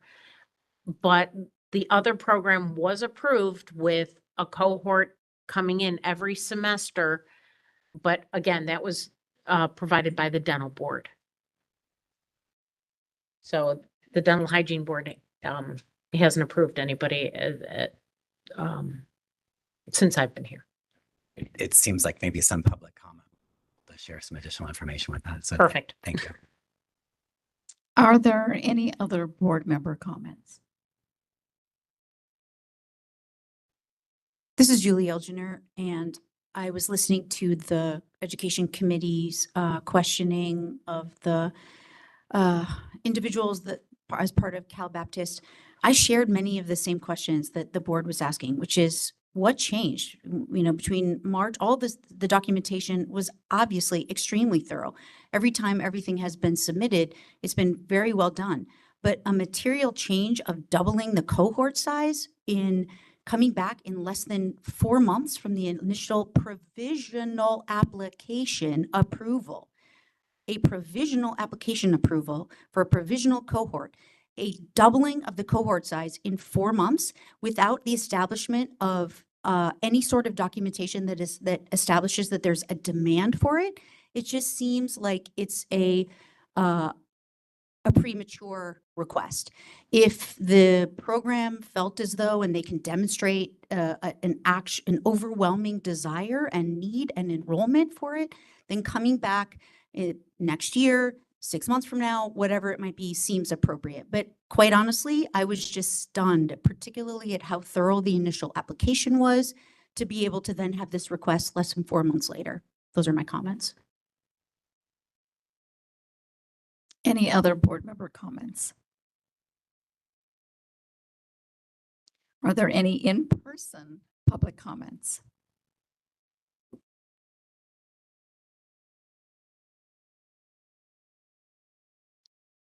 Joanne Galliano, educational consultant. And I think I've been an educational consultant since the inception of the Dental Hygiene Committee. And I think the problem here is that in the initial presentation that they made to this board, they were not forward thinking. Most program approvals that have been done in my experience have projected out multiple cohorts. They've never said just we'll do one and then we'll see how it goes from there. They've always projected out some as many as 6 cohorts, and they were approved to go forward with as many as 6 cohorts with less documentation than was presented by Cal Baptist. Cal Baptist did go in after their initial approval, and Dr. Donovan did submit, which Dr. Petty and I both reviewed, did submit additional documentation showing that they could take a second cohort. The only error that I think they made is that in trying to get their initial approval, they should have already have said, we're looking at multiple cohorts, so that this board would have known this is not something that is a one-shot thing. It's something that's going to build on itself. Historically, the board has not required a program to prove itself before approving additional cohorts. They have simply said, if you provide us the evidence to show you have the money, you have the resources, you have the scheduling in place, we're going to trust you to go forward, and then we will evaluate you. That's the provisional. We will evaluate you as you go along. I think that it's crucial at this point, especially, and if you look at the documentation, they've clearly shown a need for the services in that 15 area. seconds. So I really would recommend this board reconsider the vote and allow them to go forward, knowing that we're going to be monitoring them the whole time. And they did provide the evidence showing there is a need for that additional cohort.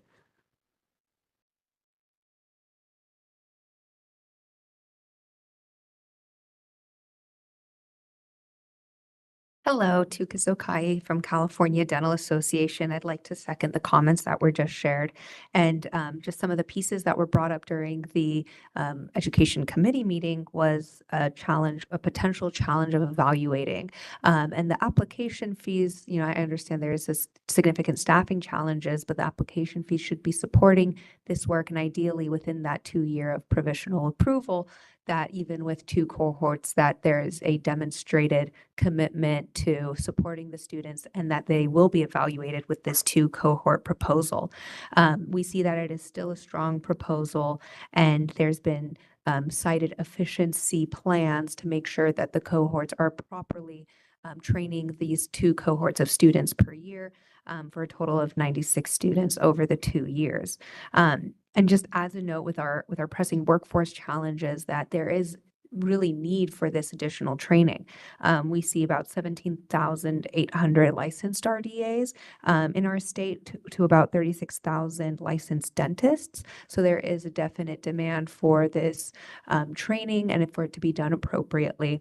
We know that the last 4 months have been challenging for a number of different factors in health systems and planning for workforce changes and challenges to access to care. So we think that even considering that, aside from the financial planning of really establishing this program, that this is a make sense proposal. And I just urge the board to reconsider the recommendation by the Education Committee. Thank you. Are there any other in-person public comments?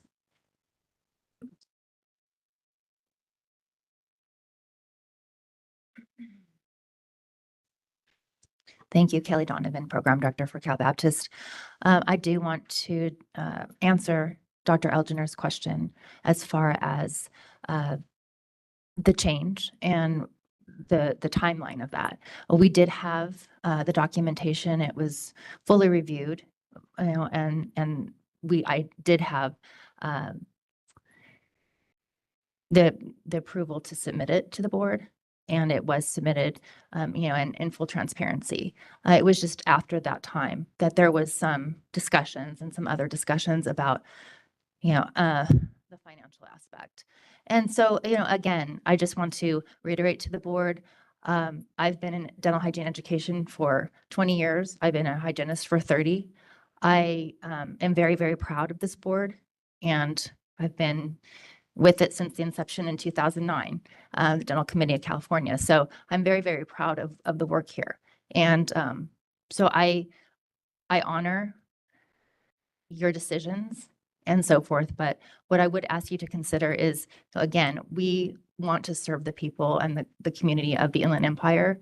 And it is very important to the California Baptist University administration that they're the ones paying for it. I'm not. And so I want to be supportive of their needs as well. They're supportive of us. I've asked them for, a no cost program or no cost for the consumer. They are supportive. They are listening to me. I didn't want the burden to fall on the students. So they are listening. And they really want this program. I really want this program. So I would, ask you to consider that as well. Thank you. Okay, this Sherman, can I have a comment about the motion? Now I listen to the expert saying, looks like this, this program should go on. But but if we vote yes on the motion, then that means that the program will not be go on. But if the motion fails, what happened then? Do we need to another motion to approve the actions? That's a very good question. So in consultation with legal over this, the program would have the opportunity to have this topic put back on the agenda at another meeting. Another meeting, that means they will delay for another month to discussion this, or should we make another motion to? My understanding was that the motion was voted upon during the education meeting. I thought that's just a recommendation. So someone can raise a new motion on this very topic during this time. Okay. Should we first go to WebEx comments? So all the comments are heard, full comments. Okay. Are there any other in-person comments? Seeing none. Are there any WebEx public comments? DCA moderator, would you please facilitate the hand raise feature for public comment? Thank you, Madam President. If any member of the public would like to make a comment, please raise your hand by clicking on the hand icon next to your name, or if you've called in, press *3. And I do see a raised hand already. We have a Jeanette Diaz. Jeanette, you should be able to unmute yourself. Hello, this is Jeanette Diaz. I'm calling in from Costa Mesa. And unfortunately, earlier I couldn't figure out my hand raise, so I wasn't able to comment during the conversation on this before. But I do want to support what Ms. Galliano mentioned, how traditionally we haven't, what we haven't expected that programs have a track record. I think all the comments that were real positive about all the paperwork that was submitted and what a fine job that was done. I think that really shows that the work has been done, and I can see how, the question of whether to have a certain amount of students, graduated, just starting a program, I could see how that could expand down the road. And I think the biggest thing for me is that this program would be serving the community in Riverside County. And this is an area that has been traditionally very underserved. And I think that for me, as a hygienist, public health professional, I can't wait to see what this program does for the community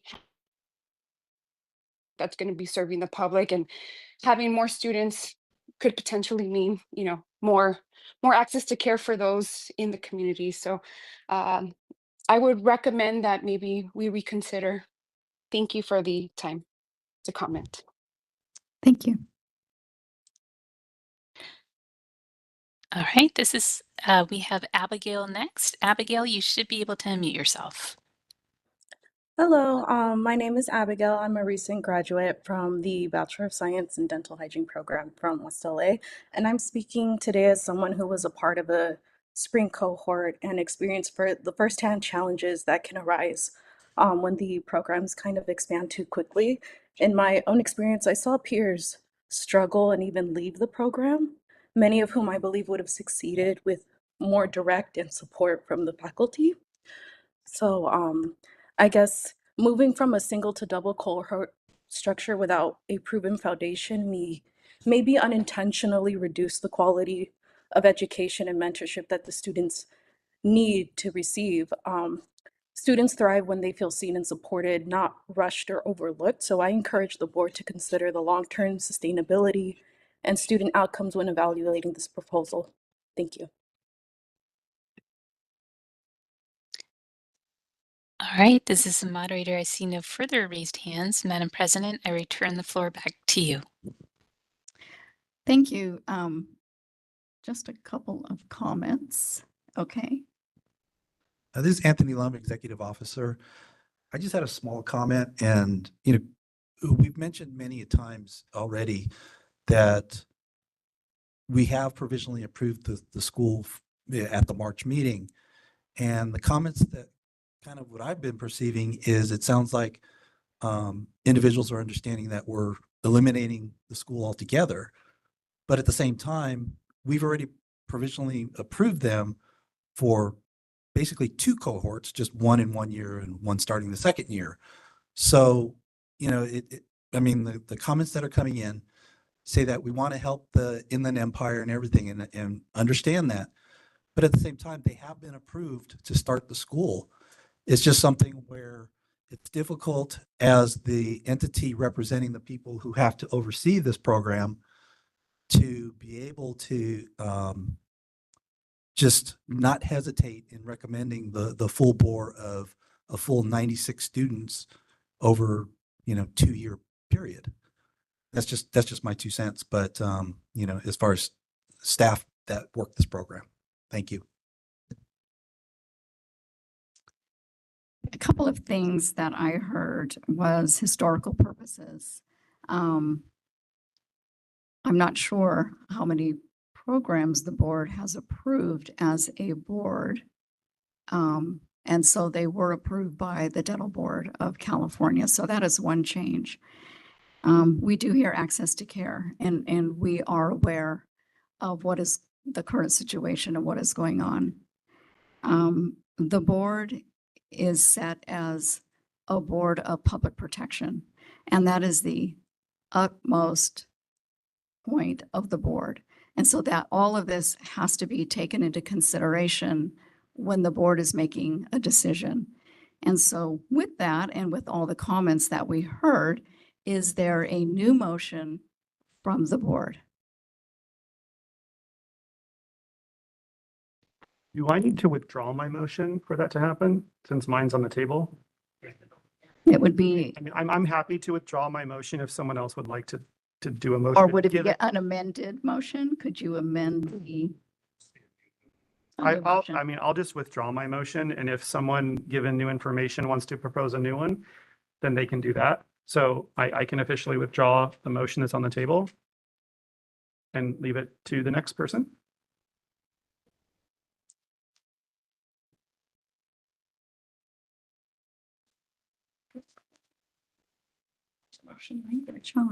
You just read it and say approve.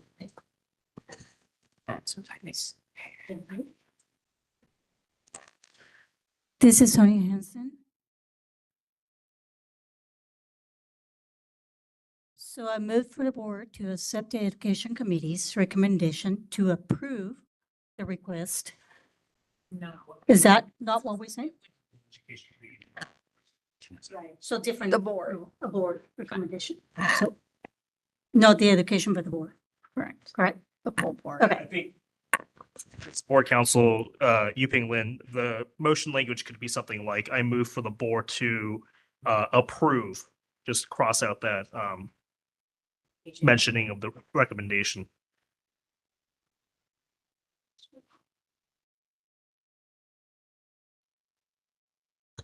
Should I go ahead and continue? Since I made the motion? Sure. So I move for the board to accept the recommendation to approve. No. To approve. To approve, right? The request increase, and the rest of the writing is right? Yes. Correct. To increase initial student enrollment at the Process California Baptist University Dental Hygiene Education Program. within the terms of the board for March 2025, initial provision approval to remain. I second. Chairman.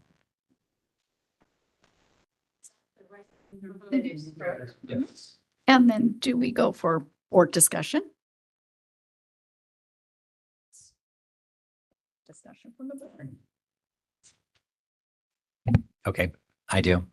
I'm wondering if Dr. Donovan could come back up and speak to faculty availability for doubling the program. I believe you touched on this earlier during the education committee, but if you could just remind the board. If we could just finish with any other board discussion, because there may be other things that she can answer. Okay. Any other board discussion?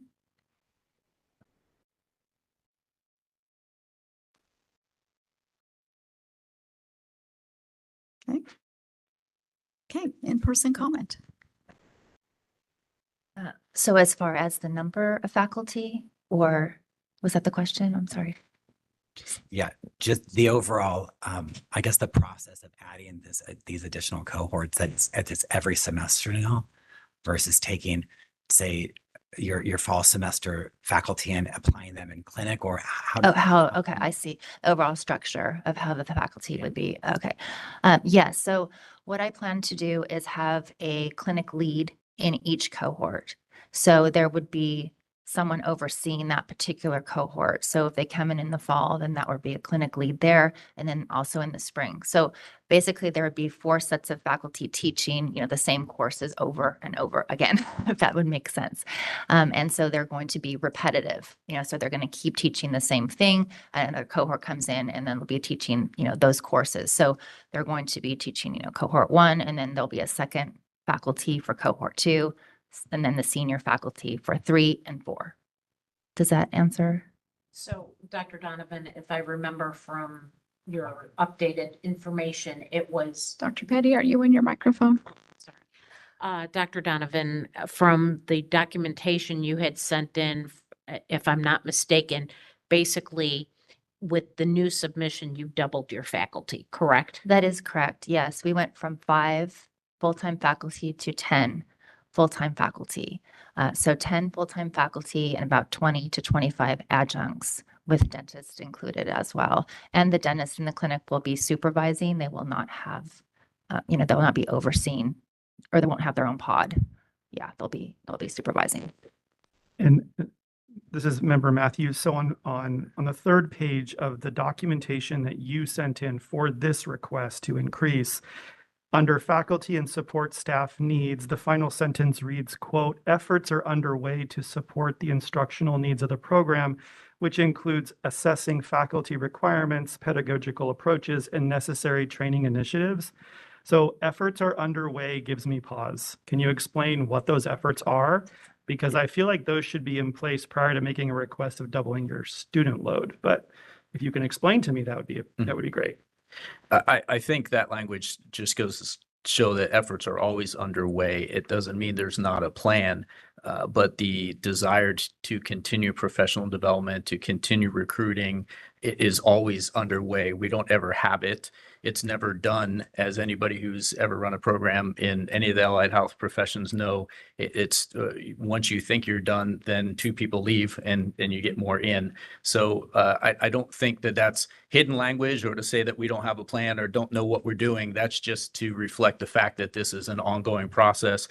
The place that we're doing the best right now actually is with dental faculty or dentists. We have a lot of interested dentists who want to help out with the program.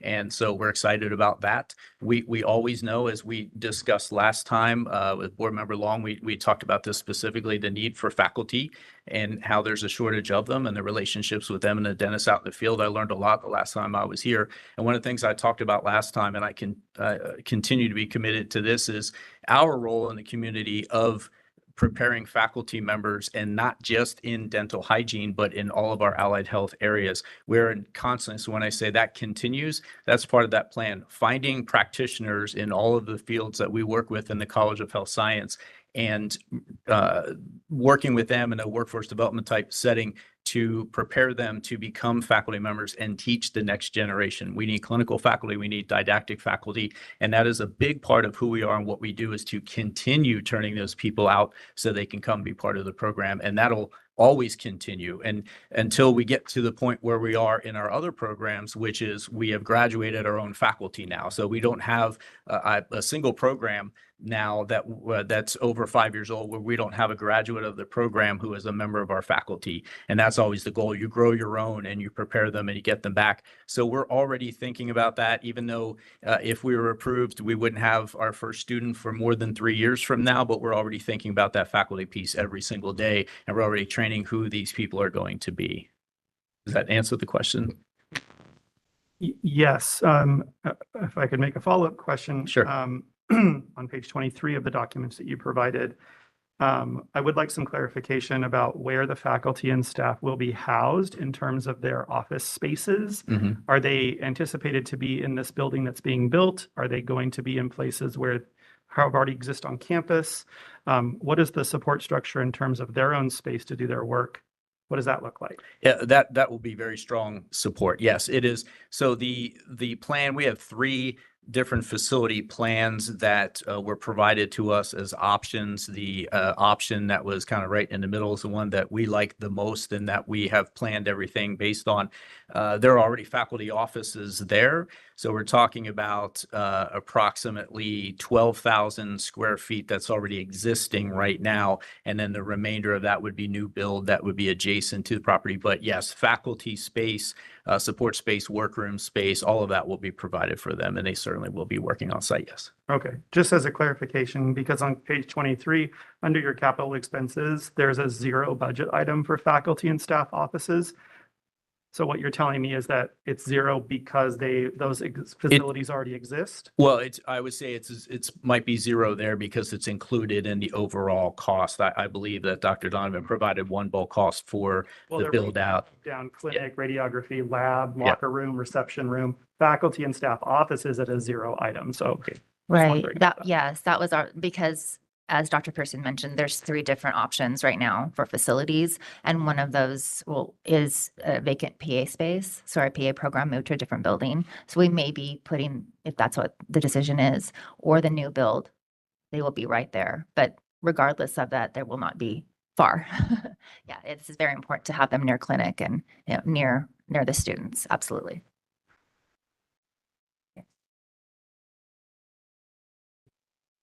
I have a question. Is that okay? My question is for both of you in terms of the mention that you've doubled your faculty to accommodate it. What have you given consideration to the impact to your staff? Because having to be constantly processing all of the applications, the financial aid, the graduation requirements, all of those kinds of things. As someone who is a faculty in an executive program that has rolling admission continuously for all 4 quarters, our staff have burnt out much more quickly than what we anticipated. And so I'd like to get some clarification as to what you're prepared to do if you are doubling the admissions. May I? Yeah. Yes, As we've discussed quite a bit, past performance is not a predictor of future. We understand that. And so I'm hesitant to say we've done this, and yet all I can do is tell the truth of who we are and what we've done. And so when I arrived, we were right around 2,000 students, and now this fall will be over 12,000 students. And so this is not a unique issue. That stress on staff, the stress on faculty, the stress on facilities has been there over the past 24 years that I've completed at the university and will continue. Again, never going to go away, always in process as we talk about, and yet it's something that I think about every single day, and I also see it all the time. The beautiful thing with us is having majors like a healthcare administration major that we have a master's in healthcare administration, we have bachelor's, but we also have master of healthcare administration. We have a lot of those students that work as student workers on campus, and then they roll into full-time jobs. They're entry-level positions. They come in, they get a lot of experience. Sometimes they stay with us and move up into higher roles. Sometimes they use that experience and then they move out. but that's all part of our process of trying to grow our own. So it's really mutually beneficial. It's providing jobs for young professionals who need them and want them, who want to work in the field. And it's also helping us secure the human resources that we need on a regular basis. So that diversity and program that we have all feeds in well together, and there's reciprocal benefit. And also to Dr. Elginer, the staff was doubled, the clinical staff, as well as the reception and so forth. So everything was doubled to make accommodation, of course, for those needs within the reception area, the clinical sterilization area, and so forth. Yes, thank you. Any other board member comments for our in-person presenters?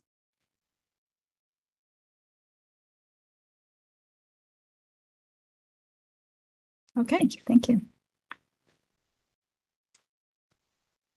Any other public comments, in-person public comments?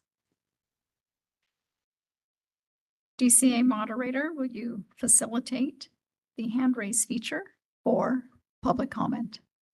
Thank you, Madam President. If any member of the public would like to comment, please raise your hand by clicking on the hand icon next to your name, or if you've called in, pressing *3. We'll give you a moment.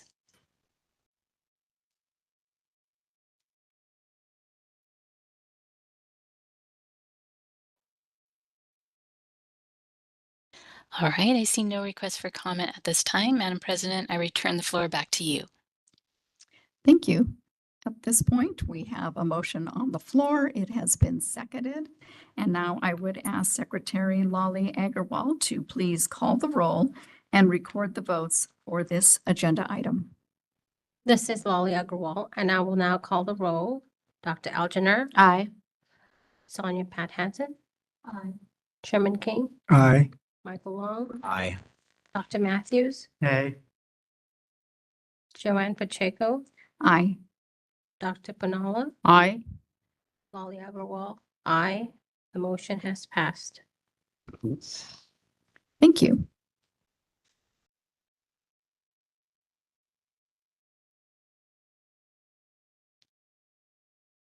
Okay, I'll make sure I'm on the right. Yes.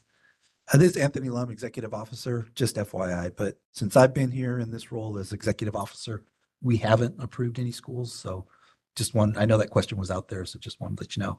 I've been with the board since 2011, and although I didn't have the primary role of overseeing educational programs, I don't recall any other educational programs being approved since I've been here. Thank you. What's that? West Coast, and we also did Concord. Okay. They both were approved by the West Coast University and the Concord. By the We have our historian in the audience, and so thank you for that. But this is the first in approving an increase on a second go round. So congratulations to California Baptist University. Okay, lastly, I would like to present my report on the Education Committee's informational items, which were Agenda Item 5, Report from the Dental Hygiene Educational Program Penalty Rubric Task Force. Agenda Item 6, Dental Hygiene Educational Program Site Visit Update. And Agenda Item 7, Future Agenda Items. For the report from the Dental Hygiene Educational Program Penalty Rubric Task Force, the task force conducted their first meeting on June 4th, 2025, and began discussions on how to start categorizing the violations with consideration of the factors outlined in 16 CCR Section 1104.3, which include nature and severity of the violation, length of time that has passed since the date of the violation, consequences of the violation, including the potential to harm or actual patient harm, history of previous violations of similar nature, evidence that the violation was willful, gravity of the violation, and the extent to which the cited dental hygiene educational program has remediated the deficiencies. Along with beginning to categorize the aforementioned factors, the task force discussed the frequency of violations discovered at the dental hygiene educational programs, along with the discussions on timeframes the program shall be given to remediate violations and deficiencies. This is anticipated to be several future meetings prior to a draft penalty rubric to be presented to the board for consideration, and the next task force meeting is scheduled for July 22nd, 2025. For the dental hygiene educational program site visit update and schedule, Dr. Petty reported on the current compliance status of Pasadena City College, Taft College, Cabrillo College, Cypress College, Concordia Career College, San Diego, Cerritos College, Concordia Career College, Garden Grove, Carrington College, San Jose, Concordia Career College, San Bernardino, and West LA, or West Los Angeles College. She also provided an update on the current dental hygiene educational program site visit schedule. For future agenda items, there were none. And this is the end of my report. Is there any board member discussion? I've worn you guys out, huh? Is there any in-person public comments? Seeing none, are there any WebEx public comments? DCA moderator, would you please facilitate the hand raise feature for public comment? Thank you, Madam President. If any member of the public would like to comment, please click on the hand icon next to your name, or if you've called in, press *3. We are displaying instructions and we'll give you a moment.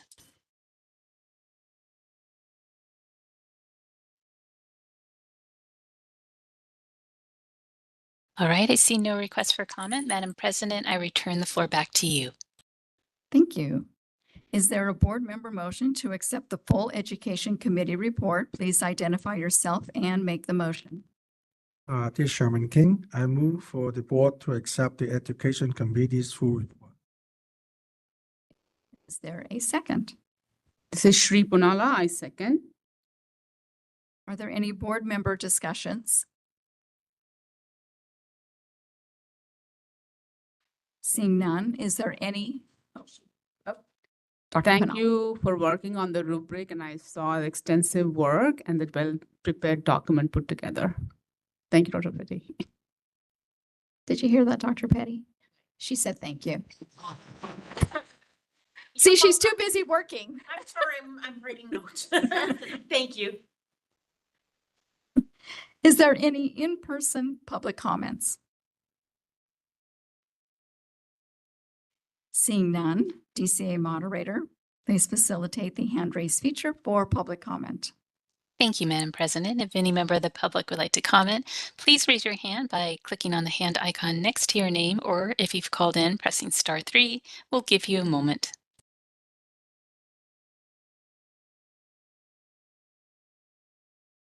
All right, I see no requests for comment. Madam President, I return the floor back to you. Thank you. Will Board Secretary Lali Agarwal please call the roll and record the votes for this agenda item? This is Lali Agarwal, and I will now call the roll. Dr. Algener. Aye. Sonia Hansen. Aye. Sherman King. Aye. Michael Long. Aye. Dr. Matthews. Aye. Joanne Pacheco. Aye. Dr. Punala. Aye. Lali Agarwal. Aye. This motion has passed. Thank you. It is almost 2:05. Is it time for the 7-mile stretch and take a 10-minute break? Okay, and we'll start back with agenda item 12.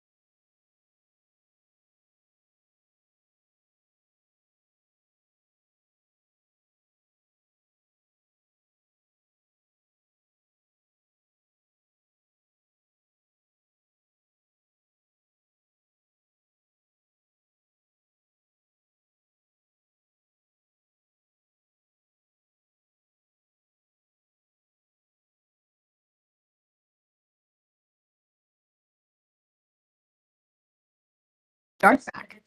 Make it loud. I'm on to something now. Yes, yes, no stopping me now. Look out. Okay, we will now take roll to be sure that everyone is back. If Yes. I- This is Lolly Agarwal, and I'll now call the roll. Dr. Algener. Present. Sonia Hanson. Present. Chairman King. Present. Michael Long. Present. Dr. Matthews. Present. Joanne Pacheco. Present. Dr. Panala. Present. Lolly Agarwal. Present. Quorum has been established.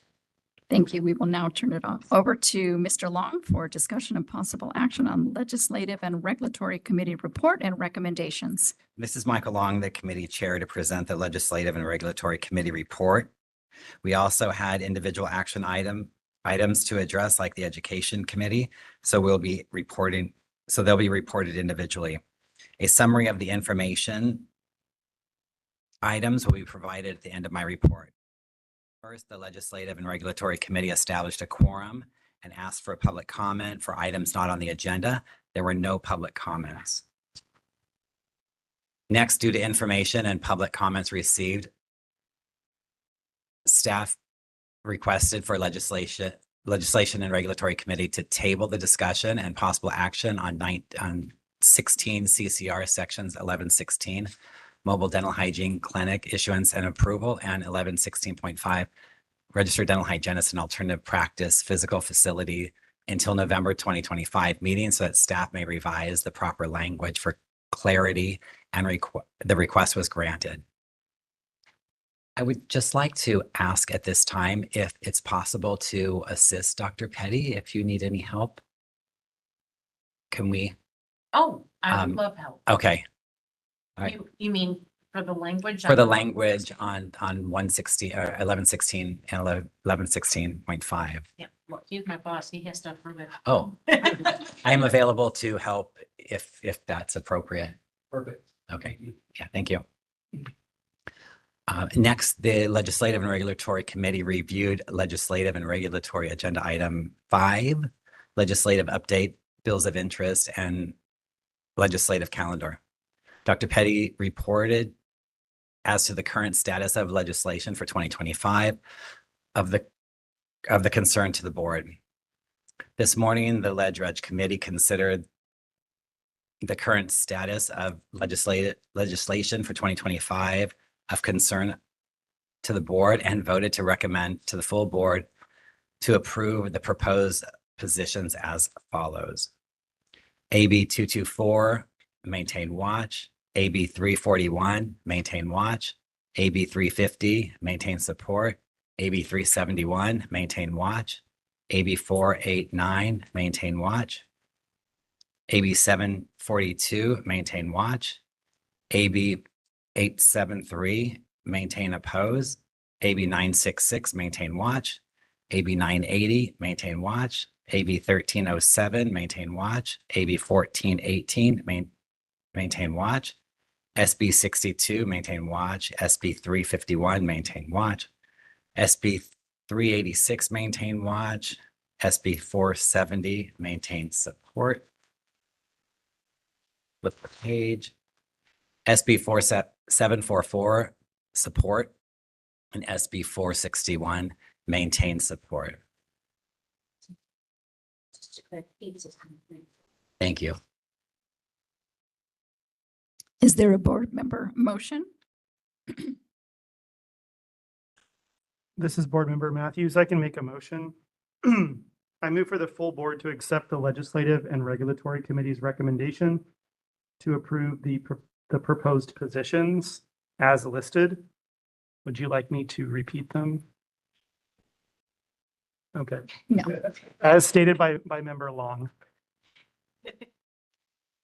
Is there a second? Long, I'll second. Are there any board member discussions? Is there any in-person public comments? Are there any WebEx public comments? DCA moderator, would you please facilitate the hand raise feature for public comment? Thank you, Madam President. If any member of the public would like to comment, please raise your hand by clicking on the hand icon next to your name or pressing *3 if you've called in. We are displaying instructions and will give you a moment.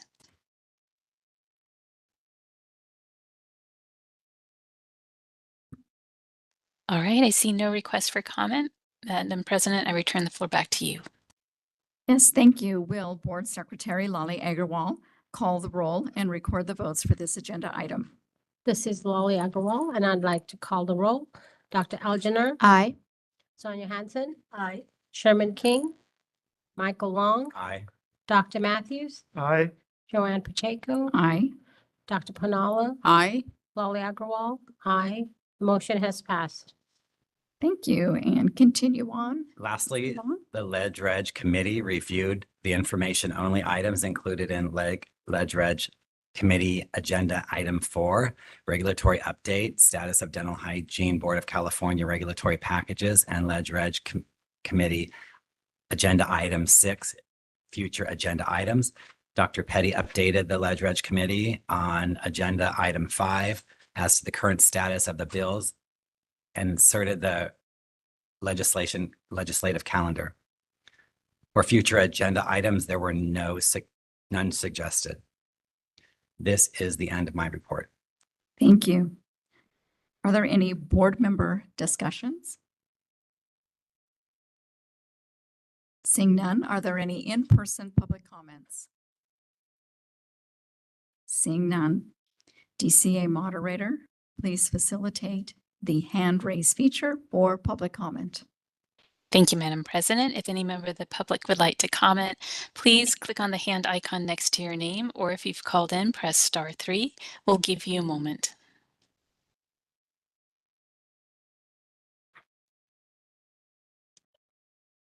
All right, I see no requests for comment. Madam President, I return the floor back to you. Thank you. Is there a board member motion to accept the Ledge Reg Committee report? Please identify yourself and make the motion. This is Julie Elginer. I move for the full board to accept the Legislative and Regulatory Committee's report. Thank you. And is there, Matthews, second. okay. Are there any board member discussions? Seeing none, are there any in-person public comments? Hearing none, DCA moderator, please facilitate the hand raise feature for public comment. Thank you, Madam President. If any member of the public would like to comment, please click on the hand icon next to your name or press *3 to raise your hand. We'll give you a moment.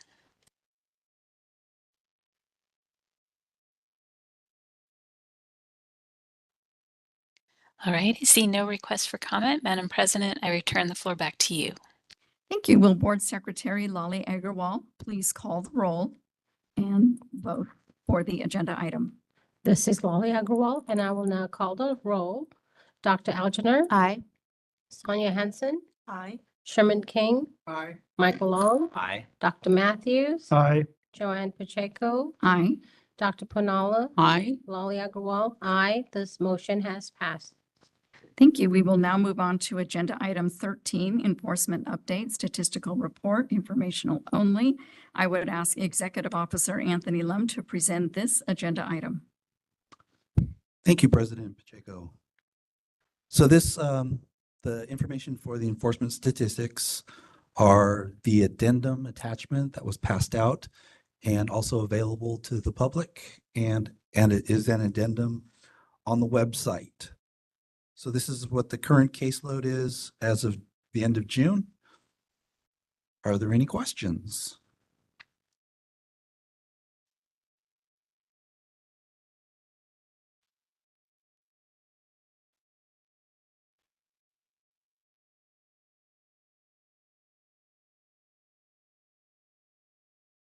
Are there any board member comments? Are there any in-person public comments? Seeing none, are there any WebEx public comments? DCA moderator, would you please facilitate the hand raise feature for public comment? Thank you, Madam President. If any member of the public would like to comment, please raise your hand by clicking on the hand icon next to your name, or if you've called in, press *3. We'll give you a moment.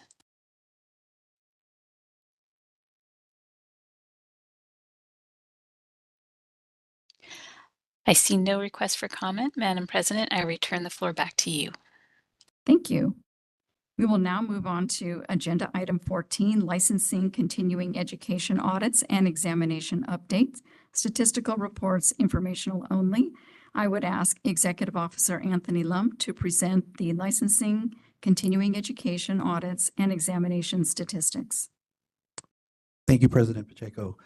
So starting in the meeting materials on page 485, these charts show the licensing and application statistics that we have covering month by month for the last fiscal year. So the first page on page 485 is the applications and licenses and permits applications received. Are there any questions on this page?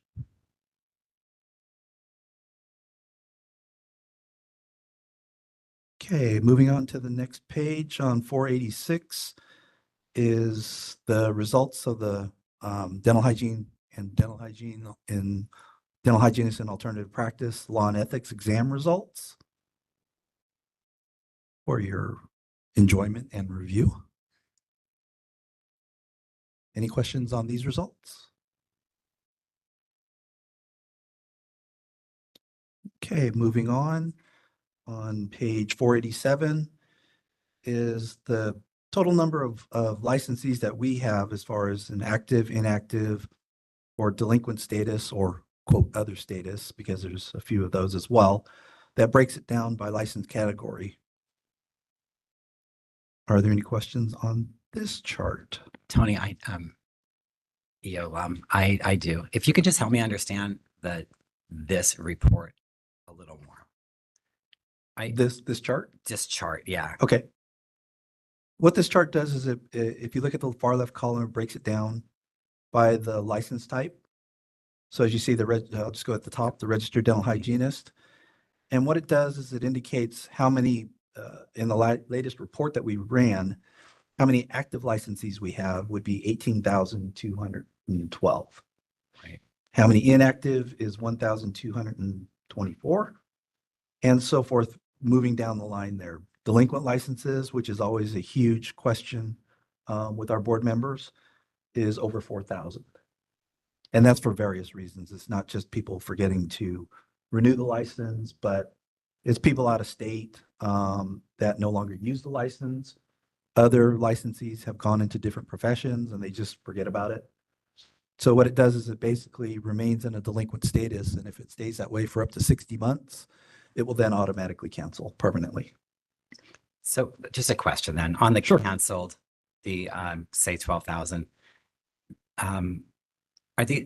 Is there at some point they're going to go off this report, or is this canceled for how long has somebody been canceled? Is this report reference the whole time period of licensed individuals? Correct. Forever. Forever. It's just an accumulating total. Okay. Because this chart, what it entails is the total licensee count since we started issuing licenses. Yeah. Okay. Okay. That helps clarify the rest of the report. I just didn't know if there was a time frame associated with this. No, this is the forever report. Forever report. Okay. Fair enough. You're welcome. Any questions on this chart? I'd like to go back to the license exam chart. I forgot that I had a question on that. So this is on page 487. May I do that for just one moment? Are you talking about the law and ethics exam? Correct. 486? I'm sorry. Yes, page 486. Yes, that's correct. I'm looking specifically at the law and ethics exam, and I'm looking at the year-over-year failure rate. So year 22-23, 20% failure rate in state, 23-24, 19%, 24-25, up to 30%. So that's from a basis of 19% and 23-24 to 30%, that's a considerable increase.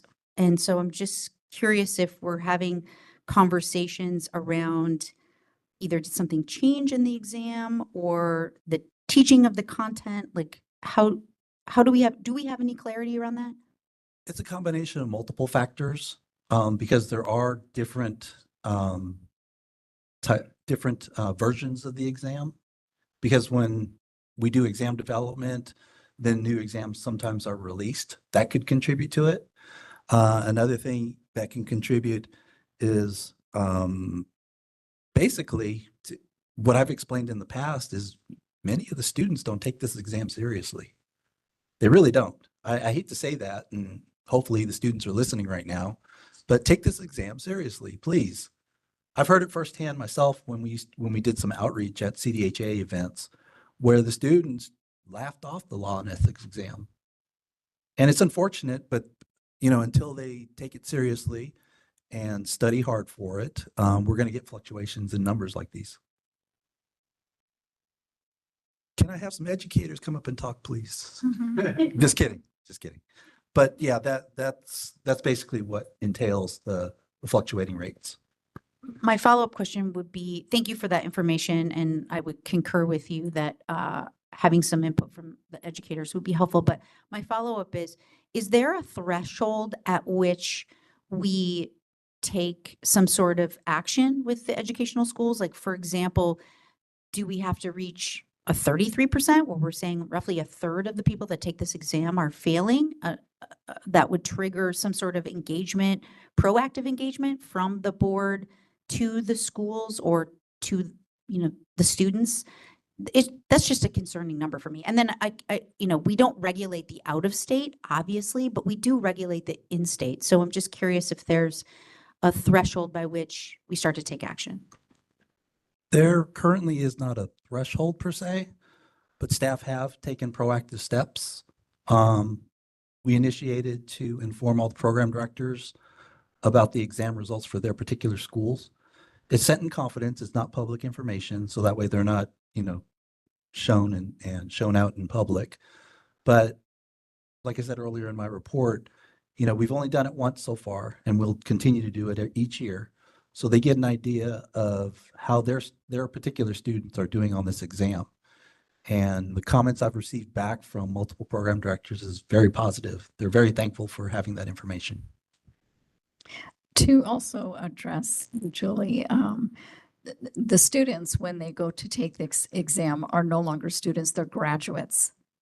And to be able to go back to the program after students graduate would be very difficult. To assist schools with preparing students for this exam, we would have to have statistics per area from the PSI handbook area to guide faculty as to what area the students are missing on this examination. Can I follow up on it? Oh, go ahead, Dr. So also, Executive Officer Lum I assist looking at the exam as well as Executive Officer Lum has updated a lot of things that needed updating, and the schools are provided all the materials they need as far as the laws go. And in looking at the programs are giving the students what they need. It's the students' utilization of what they're given, truly, because, the schools are covering what they need, at least for the law portion. And, so. Thank you. And just one other comment, Anthony Lum, Executive Officer. We also have increased our outreach. One of my staff, my licensing manager, she actually does a lot of outreach. If programs contact us, she actually has I guess she does it through WebEx or Teams with the graduating students. So they can ask anything they want, and we give them a summary of the licensure process, and we've opened that up to all schools.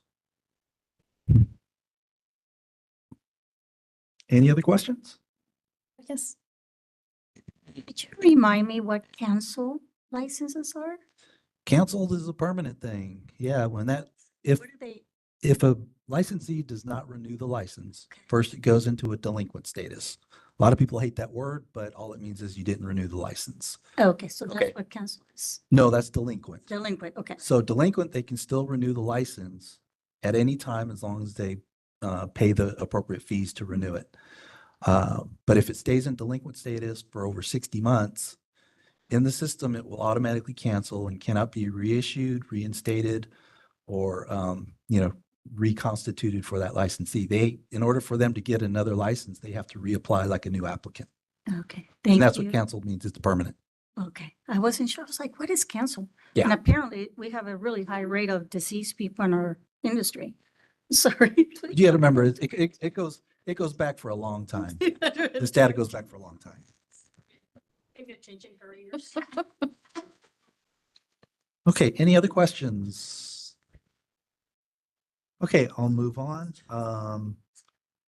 Page 488, I just wanted to point out, I'm sorry, there's a typo on that total delinquent licenses, but it's not 43,000 that we have delinquent licenses. It should be only 4,300 on there.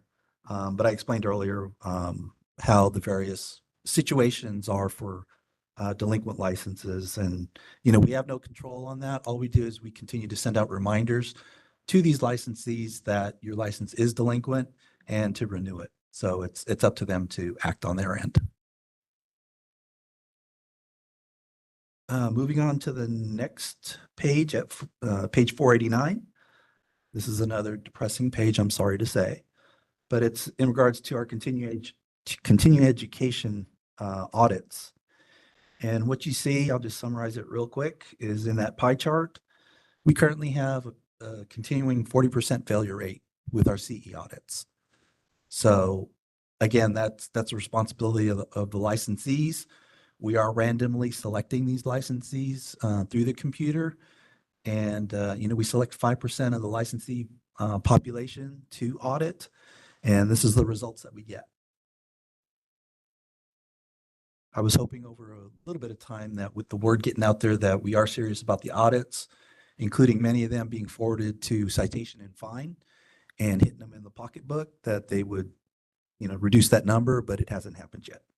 If I can comment, 40% we know is a high number. It makes me concerned that this 40% is still practicing as well with. The thing that you have to understand is when you see a 40% failure rate, it's not just because somebody didn't do their CE. They could have done their CE. At least they believe they did with adequate numbers. But the providers that they chose to complete it through may not be approved to be acceptable. So they wouldn't have a renewed license. No, it would renew. It renews in good faith because when they complete the license renewal application, they're attesting that they've completed the CE hours when they indicate that. Okay. So, and that's penalty under perjury. So hopefully, they're being honest. But when we get the audits completed, the first thing that my staff does is request proof of the CE completion, which in turn they have to submit the documentation and certificates of completion to warrant their completion. And when we look through a lot of the certificates, I understand as an ex-licensee myself, when you try and complete 25 hours of CE, you go to these places that offer multiple units at one time. So you kind of kill two birds with one stone. However, that provider that they get 15 units from may not be approved by the dental board. So that's where we've dinged a lot of licensees as well. They should, like I reported earlier in my report, we have a new page going up for CE information, and it covers a lot of information for the licensees to read through, research, and be a resource for. So hopefully, they get online, they look at that, and this number will go down. Tony, do you have any idea of just like off the top of your head, the average citation amount that a person receives when they fail their audit? Like, what is it like? There's not really an average. Okay. The way that we do I it is see it ranges from $50 to $2,500. Correct. I feel like if it was 2,500, people would be like, "Oh my God, I got to figure this out." But if it's 50, they're like, Yeah. So I'm just wondering what It just depends on what the egregiousness on what they've completed and what they haven't. Okay. $2,500 would be somebody who didn't do a single unit. Okay. So they didn't complete the required numbers. They didn't complete the required courses. And then it's a scale that we use based upon the number and type of courses that they complete. Any other questions on this chart? Okay, this chart, it extends through to the next page of 490. And so what that little pie chart shows is the type of failed audits that we receive. So you see 12% has no responses to my staff's inquiry to obtain the CE certificates. 42% don't complete the mandatory coursework, and 46% have insufficient units.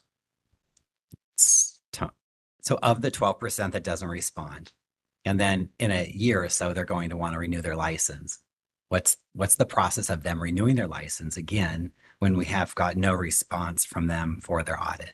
Do we automatically renew if they fill out the paperwork and send it in, do we renew their license? Well, one thing that you have to remember is that the audits are done after a license renewal is completed. Mm-hmm. So what they do is when we don't get a response, in this case for the 12%, we put a hold on their next license renewal. Okay. Mm-hmm. Got it. Thank you. You're welcome. Any other questions? Okay, well, that concludes my report, and thank you for your attention. I have one suggestion. Yeah, board member comments? Yes. Can we have Dr. Petty reach out to the school about the law and ethics exam to provide some outreach, them failing the exams? The students. What's that? Yeah, we just implemented that. We are sending out the exam results on an annual basis to all the programs individually. I think she's asking if I can reach out to them and are you like outreach to them? We're already conducting that. Oh. Tracy does that. Oh, Tracy does it. Okay, Yeah. great. Okay, any other board member comments? Seeing none. Any in-person public comments? Seeing none, DCA moderator or WebEx public comments, would you please facilitate the hand raise feature for public comment? Thank you, Madam President. If any member of the public would like to comment on agenda item 14, please raise your hand by clicking on the hand icon next to your name, or if you've called in, you may press *3. And I do see we have some raised hands. Jeanette Diaz, you should see a prompt to unmute yourself. Hi, this is Jeanette Diaz calling in from Costa Mesa. I'm curious if we are finding with the law and ethics exam, if there are any schools in particular that we're seeing higher fail rates, or is it kind of all over? Do we have any further breakdown? And then maybe be able to do outreach to those particular schools if we're finding that there are some. Just curious if you can speak to that. Thank you. This is Anthony Lum, Executive Officer. We are conducting outreach to all the schools, and we, like I said, with the initiation of sharing the exam results with each school respectively, that's how they're being informed of their pass rates and failure rates too. But, we like to think on the positive and the pass rates. And that will be ongoing. All right, the next comment is from Candace. Candace, you should be able to unmute yourself. Hi, my name is Candace Kiefer, and I'm calling in from Garden Grove. I'm wondering in regard to the law and ethics exam, a couple of things. Like, would it be possible to create some sort of preparatory courses or practice exams for the students to have to take that? That way they would be familiar with the types of language used in the test questions. And then also I'm curious as to whether or not we have any data associated with the test takers' preferred languages. Because I suspect that the population of students taking the test, there's probably a high percentage of them where their preferred language may not be English. And so the task of taking a test with such complex language associated with ethics and law combined with the language challenges may be impacting the outcomes of the test? And is there a way to maybe collect data on the test takers' language preferences to see if there's potential in the future to accommodate for such need? This is Anthony Lum, Executive Officer. As I reported earlier, we are looking into converting, having a Spanish version, but that's going to be a while before that's implemented. As far as the preferred languages, I believe it's in at least our regulations, if not the law, on the dental hygiene programs where it's supposedly required that they're proficient in English. So that should be the basis of them going through the program itself. As far as like a study course or what have you, each individual dental hygiene program should be preparing you for the law and ethics exam. And so that might be a good resource to start inquiring with them as far as a preparatory course. If not, you know, I would recommend you get together with your classmates and put something together. Thank you. All right, this is the moderator, and I see no further requests for comment. Madam President, I return the floor back to you. Thank you. We will now move on to agenda item 15, future agenda items. Are there any board member recommendations for future agenda items? Go ahead, Mike. Don't go ahead. Oh, this is Julie Elginer, and I have two. The first is as a follow-up to Executive Officer Lum's report. I'd like to suggest that a agenda item is to establish a committee to update the board member manual. The second, tell me when you're ready for the second agenda item. Okay, the second agenda item is that I would like to recommend that the board consider keeping the May meeting as a teleconference as a standard practice to be able to review the legislation changes, particularly between March when we meet and July when we meet. That 1 hour teleconference was filled with information, and I'd just like to encourage us to consider keeping that as an actual scheduled meeting with the assumption that it could be a teleconference. Thank you. Thank you, Dr. Elginer. Any other board member comments? You got it. Good. Are there any in-person public comments? Seeing none, DCA moderator, are there any WebEx comments? Please facilitate the hand raise feature for public comment. Thank you, Madam President. If any member of the public would like to suggest a future agenda item or items, please raise your hand by clicking on the hand icon next to your name, or if you've called in, you may press *3. I do see a raised hand from Candace, so Candace, you should be able to unmute yourself. Hi, this is Candace again. I would like to clarify that I'm not a student. I am actually dental hygiene faculty for 3 different programs in the state.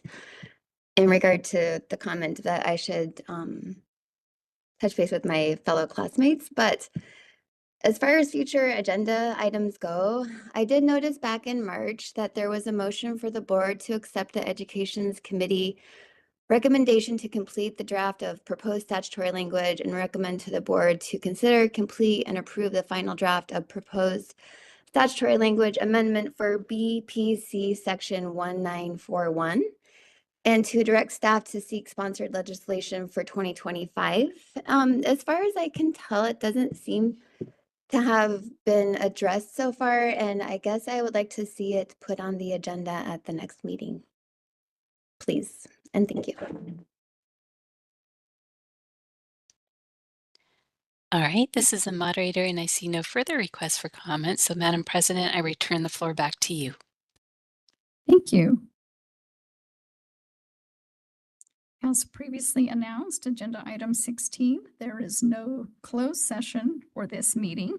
And so the only thing standing between us and enjoying the rest of the afternoon is agenda item 17. and that is adjournment. So thank you all for attending. The meeting is now adjourned at 2:50. Close enough. And thank you very much. Where's the gavel? Oh, where's the gavel? There you go.